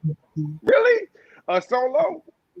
But for anybody that can make me point this size 12 foots, you was giving. It's only one picture that's the proof of the pudding. But she was determined that I could do it. She always wanted me to do it with my shirt off. I ain't lived up to it yet. I got my own things, but I'm working on some things. And we was gonna do it this year, right, Rob? We was gonna do it this year. And we might still do it this year. Nah, it's done, yo. I mean, all I had was broccoli yesterday. We might still do it this year. Nah, all I had was broccoli and apples yesterday. We might still do it this year. Josh, Lori Goodman, go. And Lori Goodman, push her. Go get a regal queen. Yeah. We bring in Josh. Miss Goodman was the Miss Goodman is the first lady of the nigga show. Say that. She's the first woman that was in the inception of the nigga show, as far as choreography or whatnot, because we could have had a male choreographer, but we didn't. You know what I'm saying? Say that. Say that, bro. You know what I'm saying? So, but it was her spirit that we needed in our presence while we were in there, and she needed us just as much as we needed her, and so it was a give and take thing. You know what I'm saying? We needed her spirit, and she needed our spirit, and so that's why that's my baby. She's the first. She's not the first. It's between her and Miss Shipley. As far as me being comfortable as a big guy, moving and dancing, they were the first. They were the first, people that that made me comfortable as a big guy to move in front of an audience. Yes, you know what I'm saying. You know what I'm saying, and so you know what I mean. So I love it. That's my baby. So we are blessed for the training. We talk about Troy Burton and his style of directing, his ability to see past and bring something out that you didn't even know was there. We talk about Robert Chu's contribution. We talk about Laura Goodman's contribution, and how there is and Sandra Meekins. Because they are like the art of excellence that the niggas are trying to get to. They are the ones, and I feel like that's why it works, because there is order and there is respect for those that came before us, and there is a love for who they were, because it's why we are who we are. So before we're going to take questions from the audience real quick, but what I have not done is we have not talked about my story. So how I came to be a nigga.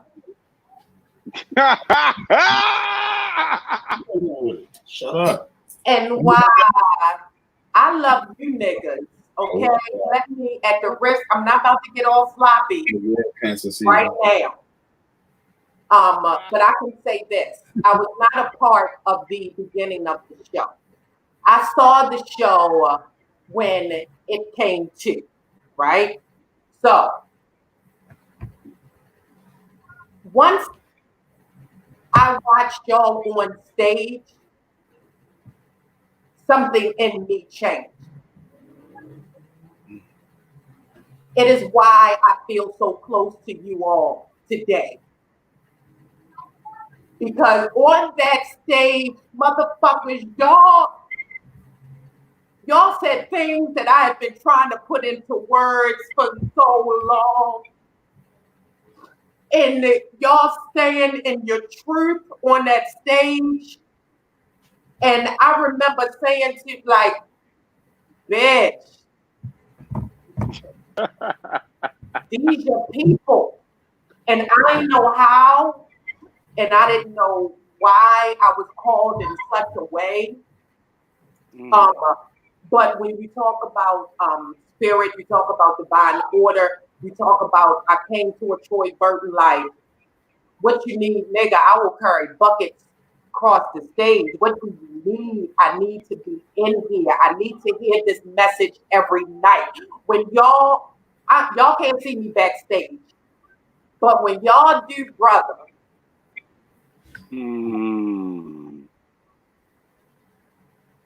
I have a spiritual moment every night, y'all. I do. It calls me, this love of Black men, this love for you all, the voice, it is just so beautiful. So I have to say that as far as I had to be a part of the show. Why I was not accepting no for an answer anyway. Like y'all niggas is stuck with me for life. You hear me? But it is because of that spirit. It is because, and I take that energy with every young man that I talk to. Every connection that I have, I take the energy of y'all with me. And that is why this show is important. Who can somebody touch on me? Because I can't answer that. But what does Tracie Jiggetts bring to the show? What does a Tracie Jiggetts bring? Tracie, Marie, Victoria, Shay Jiggetts. You bring you have such a masculine and feminine energy that you just bring everything. You literally bring everything. And I remember the first time you seen the show. After we met, we all are like chilled over Troy House. That's another story for another time. We're gonna keep it quick. But Tracie Jiggetts came in, and y'all know Tracie. Tracie Jiggetts came in with a tam hat. She had on some pink. She had a weave down on her back. She was a late nigga. Bust her ass. She went into that and fucking fell. And she got up, and the audience is like laughing at her. I'm just sitting back there looking at her like, well, that's the chick I just saw the head rap when we first met each other. Now the weave down her back. Now, but Tracie, you literally everything. You bring this. You know what? You bring the Sandra Meekins of your time. That's why y'all get along so much. You ain't nothing but a you got that Sandra Meekins spirit in you, so what you bring, and that's why you right there. Let me tell you. I'm sorry. Somebody else go. Brandon. Oh, Tracie is our she's our like she's like all of our like she's the black man's affirmation for the show. So before we start, before we do anything, we coming in, we warming up. Tracie is going around, she's saying little things.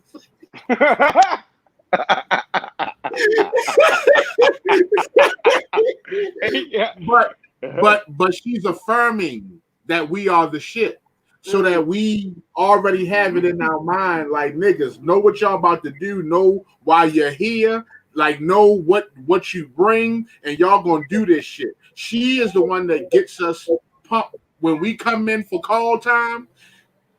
We are met with Tracie is right there, and she's there affirming us as soon as we walk in. And just like Robert said, it's that Sandra Meekins spirit. Yeah. That, you know what I'm saying, and she just, you know, she keeps us, she starts us, and she keeps us going throughout the entire show. And it is a joy. So as performers, I think we all can.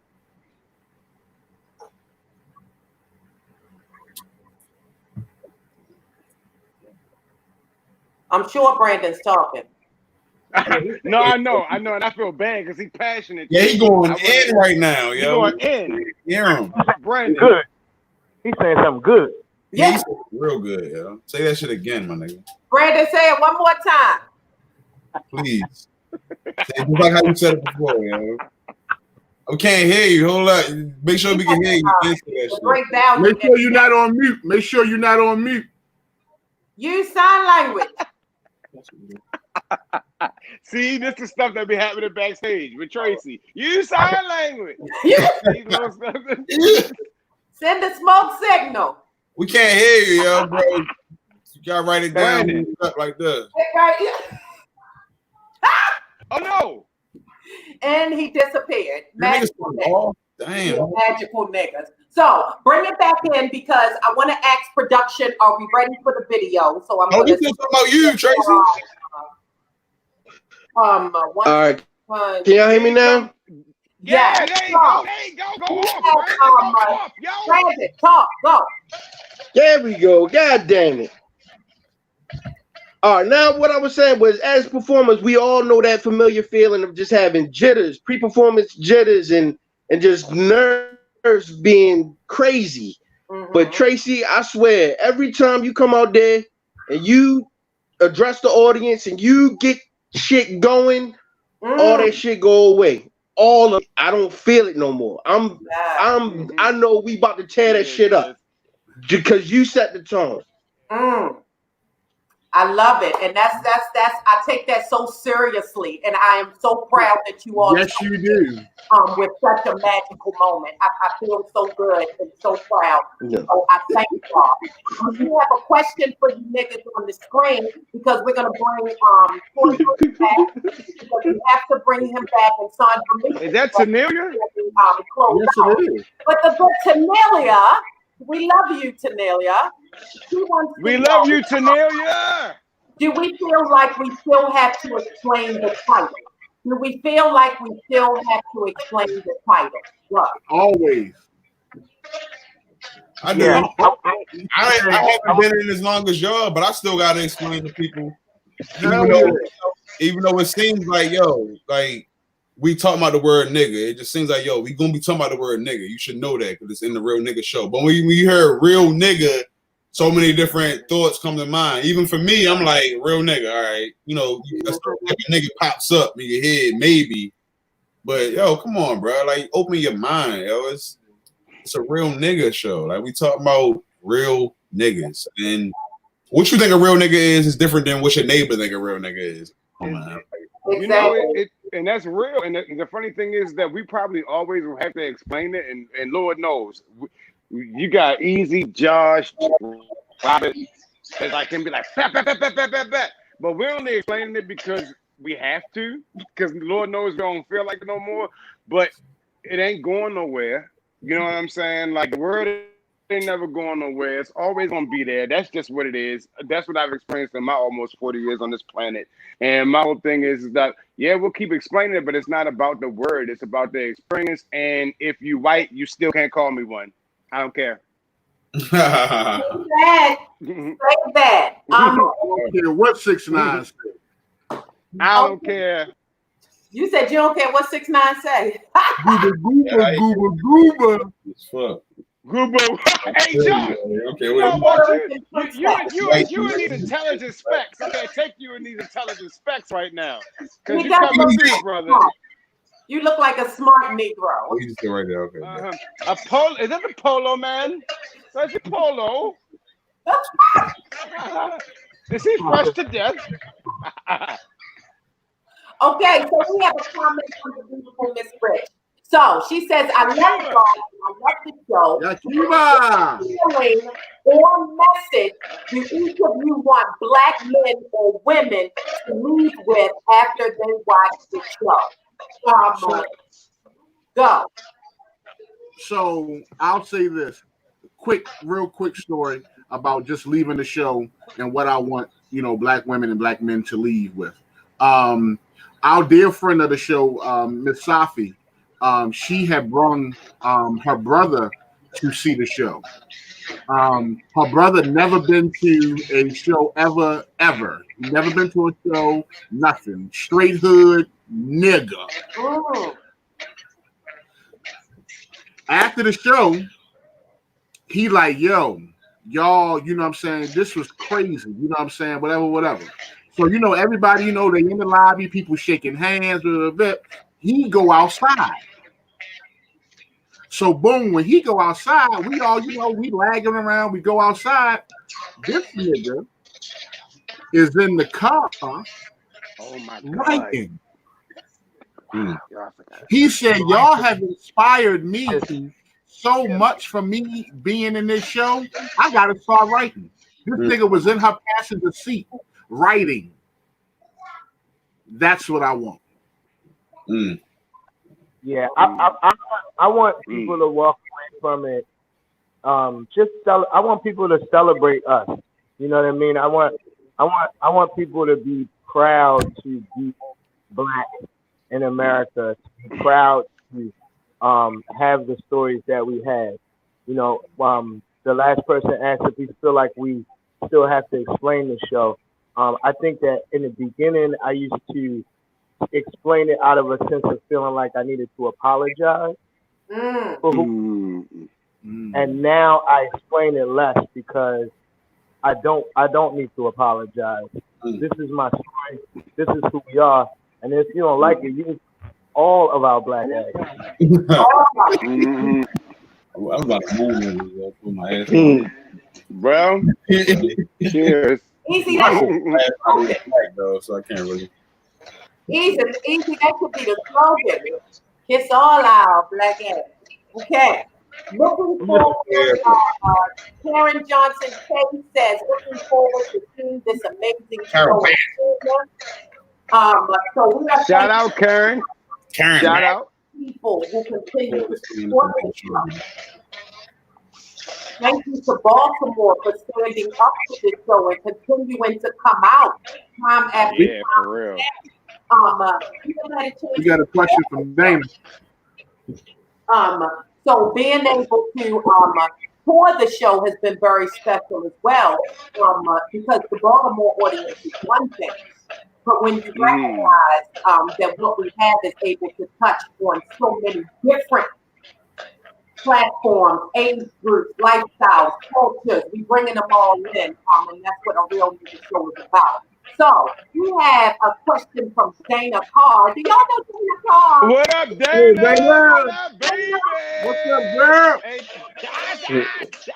Dana, he said, all right, I'm about to have y'all mute your mic because I'm hearing the echo ministry.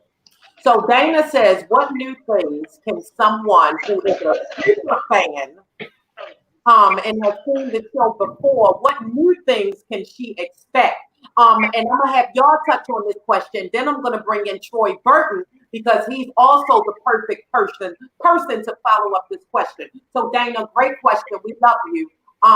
What's new? What's new? I want to say something. Yes. Go ahead, Easy. Go ahead. I just want to say one of the things we haven't mentioned is that one of the beautiful things about this show is that every time we come and bring it back, you know, some certain series of events in life have happened, in the country have happened, in the world have happened, and we're able to craft the script around that. You know, so at one time we never thought there would ever be a black president.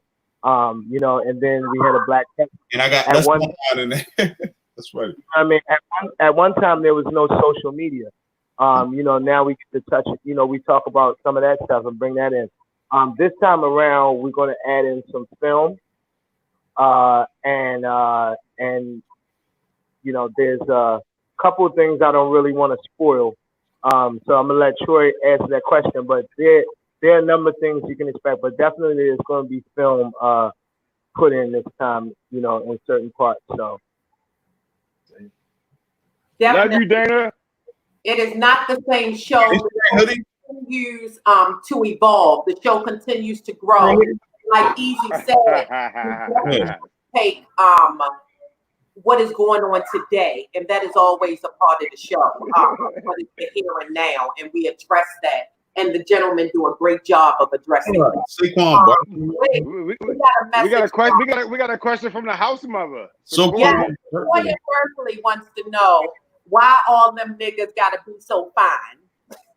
We drink a gallon of water a day. Water a day. And I also drink a little potion from the stratosphere of the stratosphere. Yo, right, fucking nerves, man. Sea moss jam. Then, and only then shall you be fine. I think she's been in quarantine for a while, so saying 5 niggas on here just look real good right now. You know what I'm saying? Is that why? Yeah, man. No. Yeah, Brandon got the pick. Hey, fuck that up, Brandon. Easy sipping on something, smiling real good.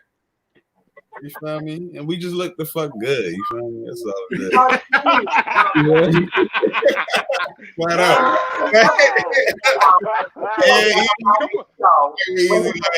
Come on, East Baltimore. That's another thing about the show is that we feature, when you talk about niggas and what image you get, I love to see the different colors, the different flavors that all of you bring.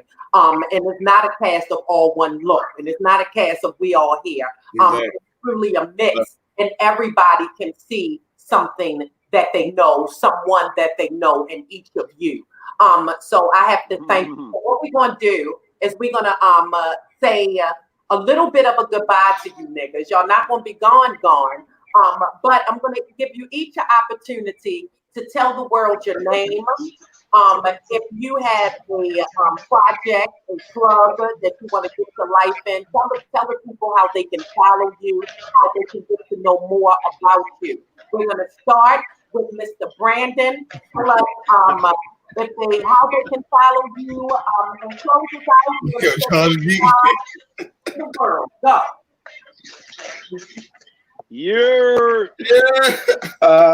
My name is Brandon Tate. I'm on Twitter and Instagram as the same thing, Marlon Brandon with 2 A's in Brandon.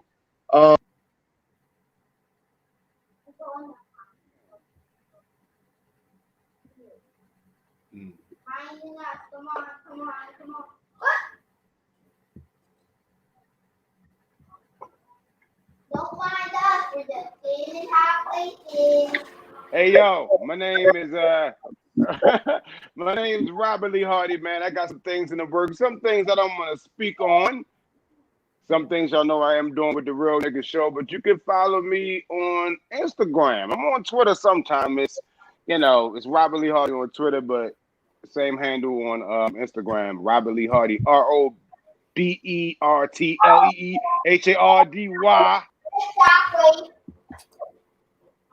We love you, guys. Thank you. Easy. Eze Jackson, at Easy Writer, EZEWTER, everything. And I have music streaming everywhere where you listen to music. So my newest album, Fool, is streaming on everything. Check that out. Excellent. Eze Jackson. Davon, which you look at. Look at you. Look, my name is Davon Carey, and it's Davon Carey on every platform, social media, except for OnlyFans. If you want the OnlyFans, just hit me up on I'll see you the link, you feel me? But Davon Carey on everything. And I got our show coming up. If we ever get this COVID-19 shit, $20. You know what I'm saying? So hit a nigga up. And we can talk about it. Oh my God, I love you, Davon.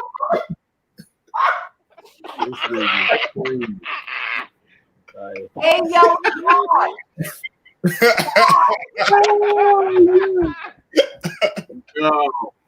Yo, this is Joshua Dixon. You can hit me on Instagram right there at Ayo Josh. Ooh. That's my Instagram right there. Hey, I got an OnlyFans, but all I'm doing is eating on it. So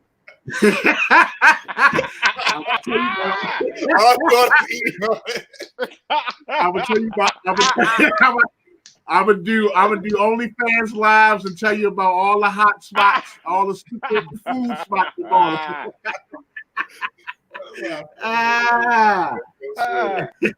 I cannot with the OnlyFans page. I'm not fooling with you, yo. But again, guys, if you can see the love, if you can just feel the love that comes from us, please keep your eye out, spread the word, come out and check us out. Right now, we're saying we're coming out in August, but each of these niggas are stars in their own right. So Brandon, go. But we didn't hear you. You ready? Can y'all hear me now? Yes. Yeah. Tell us how to read. Can you hear me now? Yes.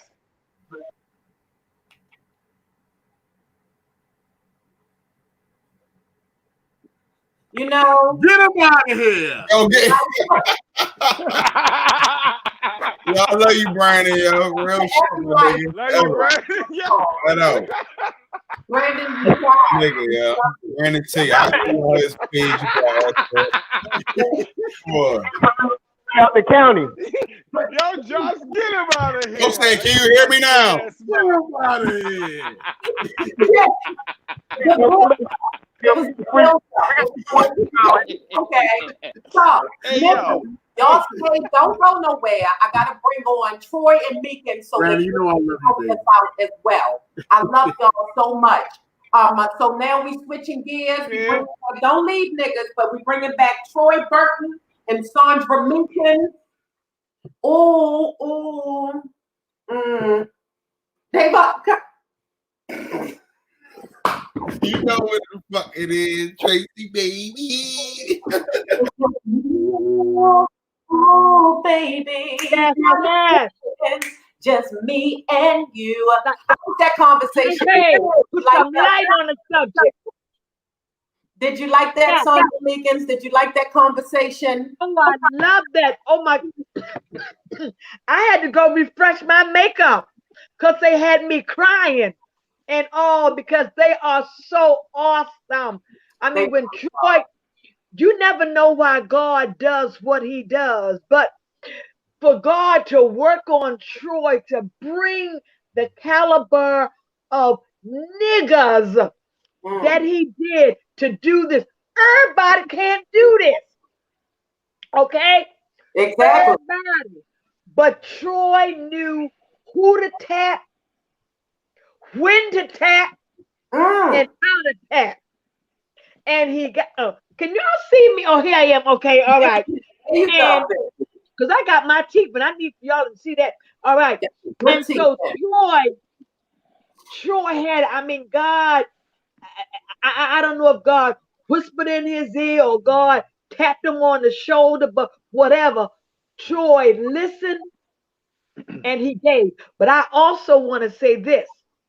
When you talked about how have they changed, well, and I heard everything, and I heard, but what I wanted everybody to notice, and they may not even have the first time that niggas came out. They came out in t-shirts and blue jeans. Mm-hmm. Because at the time, that's where their mind was. That's where they were. But it's a new day. It's a new dawn. Troy saw that, and Troy said to them, if you look at the new label of them, Troy said, I've got to have you to come a step up. Now them niggas coming in suits. Them niggas now coming in Stacey Adams. Them niggas are now coming in alligator. They have come up. It's a new nigga in town. A new nigga. So I thank God for how Troy just sees certain things and he's like, no, we got to add this. We got to change this. We got to do this. So I want everybody to understand that you're not going to see the same show. You're going to see a new, improved, and elevated, because we've come up. We've come up. And because of that, we had to change. Now, there's going to be some things that's still going to be still the same. But at the same time, Troy's got his, don't want to spoil it for you, but Troy's got it. Well, don't spoil it. Because the question is, what's new? And then we have the blessing of Tanelia saying, now that I have a son of my own, how will her perspective change? But if you can touch on the change of perspective and what's new about the show for those who have already seen it, what's new for them? Well, I mean, the show changes every time we present it. What's new in the show is that we've taken the second act and we've added the media form of short films to the piece. So where you've seen the show, and the first half is a stage set play type of piece. The second half is dealing with short films, along with the short stories, poetry, and vignette. But having the actors actually act on stage against some of the films where you're trying to figure out, are you watching a film or you're watching an actor inside of a film who's live on stage? And so let me say this also. One thing we have to meet, because right now we're living, and what's new in the show, we're living what's going to be new in the show. So what our experiences are right now, when we come to the table, you will see something new. But I tell you one thing we're going to have that's new in the show. We're going to have something in the show so that everybody can walk away, how we can vote this orange devil out of the White House. That's what's going to be new in the show. We're going to have to keep talking. Because it's bigger than fun. Yeah. And so a lot of it, I mean, what's new in the show? Josh has a short film, which is stand-up, like a stand-up comic short film. And I gave him an opportunity to highlight his talent, because when Josh first started the show, he wasn't a stand-up comic. And he evolved. So as they evolve and change in life, we bring that to the show. And also, we're going to touch on a little bit of R. Kelly. Yeah, we're going to do that. We're going to do that. So look for that. The show towards the end, I got it from what my concept, it has even more of a spiritual feel as we get to the end of the show. A new nigga lives here. And we take you there, and that's how we integrate our short films in the show. So it's just trying new things and bringing new things to the table as we live, because every time our lives as Black men are constantly, we're repeating some of the same situations, like when we did the Trayvon Martin piece, Hoodie. Yeah, that's a whole nother subject. I'm not even going to go there, but But what we see now in this world, we'll bring it to the table. We'll bring it to the table, and then we'll bring it to the show. As far as the show is concerned, right now, because of what's going on with COVID-19 in the world, Baltimore City is still on lockdown, and we're not sure if we're actually going to be able to do the show in August now. I just got we don't know what the policies are going to be or anything like that. So we're looking into doing a professional live stream of the show where people all over the world can actually, we will perform the show live at the Theater Project, and our audience may be 30,000 people around the world watching all at one time. We may have to do it like that. We do it like that with a live stream where people can purchase tickets like that. And if you can't live stream it on that particular day, we will have it where you could do a pay-per-view. So all of that is in development right now. With I've been working my ass off to make sure, because we're going to deliver this message. We talked about a lot of things today, but there is a line in the show that says, "Truth is a dish best served uncut." I'm paraphrasing maybe a little bit, but that's a line in the show. And whereas there have been other shows similar to a Real Nigga Show, this is a gut feel show that comes from the gut. And it's not comfortable for anybody because of the subject matter. We deal with mental illness. We deal with the house nigga, with that whole thing. We deal with slang in the street. We deal with our images. We deal with the historical nigga giving you an idea. It's just not we just sitting around a bunch of niggas laughing and talking. We're giving you a very intelligent look at this word nigga and this nigga mentality and the mindset of a nigga and the history. So there's a lot of things. And we keep saying, you thought I was him. Yeah. You thought I was him. You all can, Tracie, you can shout out names right now of Black men who are dead, who we can say, you thought I was him. But I was him. Which is why the show is so important. So, Troy, I'm going to let you close us out and introduce the clip. I'm sure that's why Nate is here looking at us so lovely, so we can wrap this thing up. Say this to the Artist Exchange, to Nathan Couser. Thank you for having us. Thank you for giving us this platform. Thank you for dealing with the niggas, because there's a lot of us, and there's a lot of personalities. Thank you. So we are blessed to have you. So we thank you for that energy. To everyone listening, for those of you who took the time to tune in, this is truly a labor of love. Every time we do this show, we are kicking down more doors. We are opening windows. We are shedding light. We are letting the air in. People, it is just time when we talk about community. So whatever you feel about the title, my prayer is that you heard something here today that lets you know that it goes far and beyond. And there is a reason behind it. So come out. Feel the reason. If you have seen the show, continue to show us love, but we would not be here without you. We thank you all for tuning in. Sandra Meekins, Nate, Troy Burton, all my niggas, Robert, Easy, Brandon, Davon, Josh. You all did an awesome job. Thank you for bringing the energy. I'm going to go ahead and put out there that we're going to have to do this again. Because there is so much more in your individual stories that I would love to explore and get that out there as well. So this will not be the last time you hear from the niggas, but look out for a Real Nigga Show. Share this, share this, share this, share this. Troy Burton, take us home. Well, we're going to close out. It's a piece called that closed the act one of the show called Brother, because you can take the word nigger out and replace it with brother.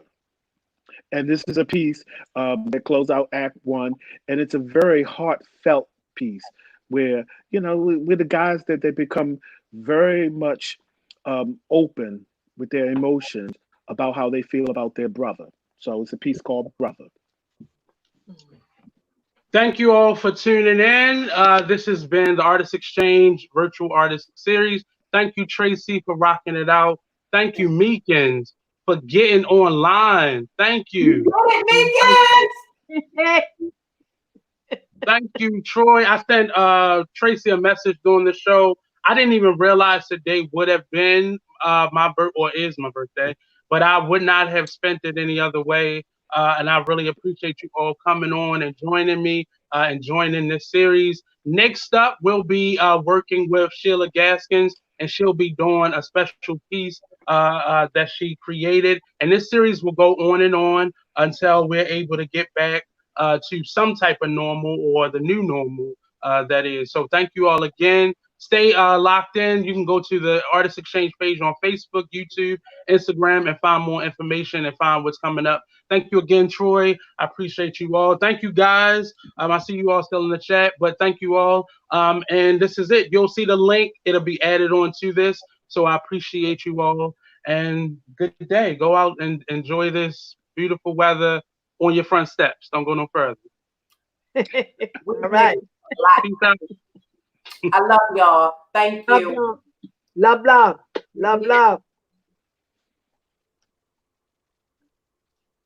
Yeah, yeah.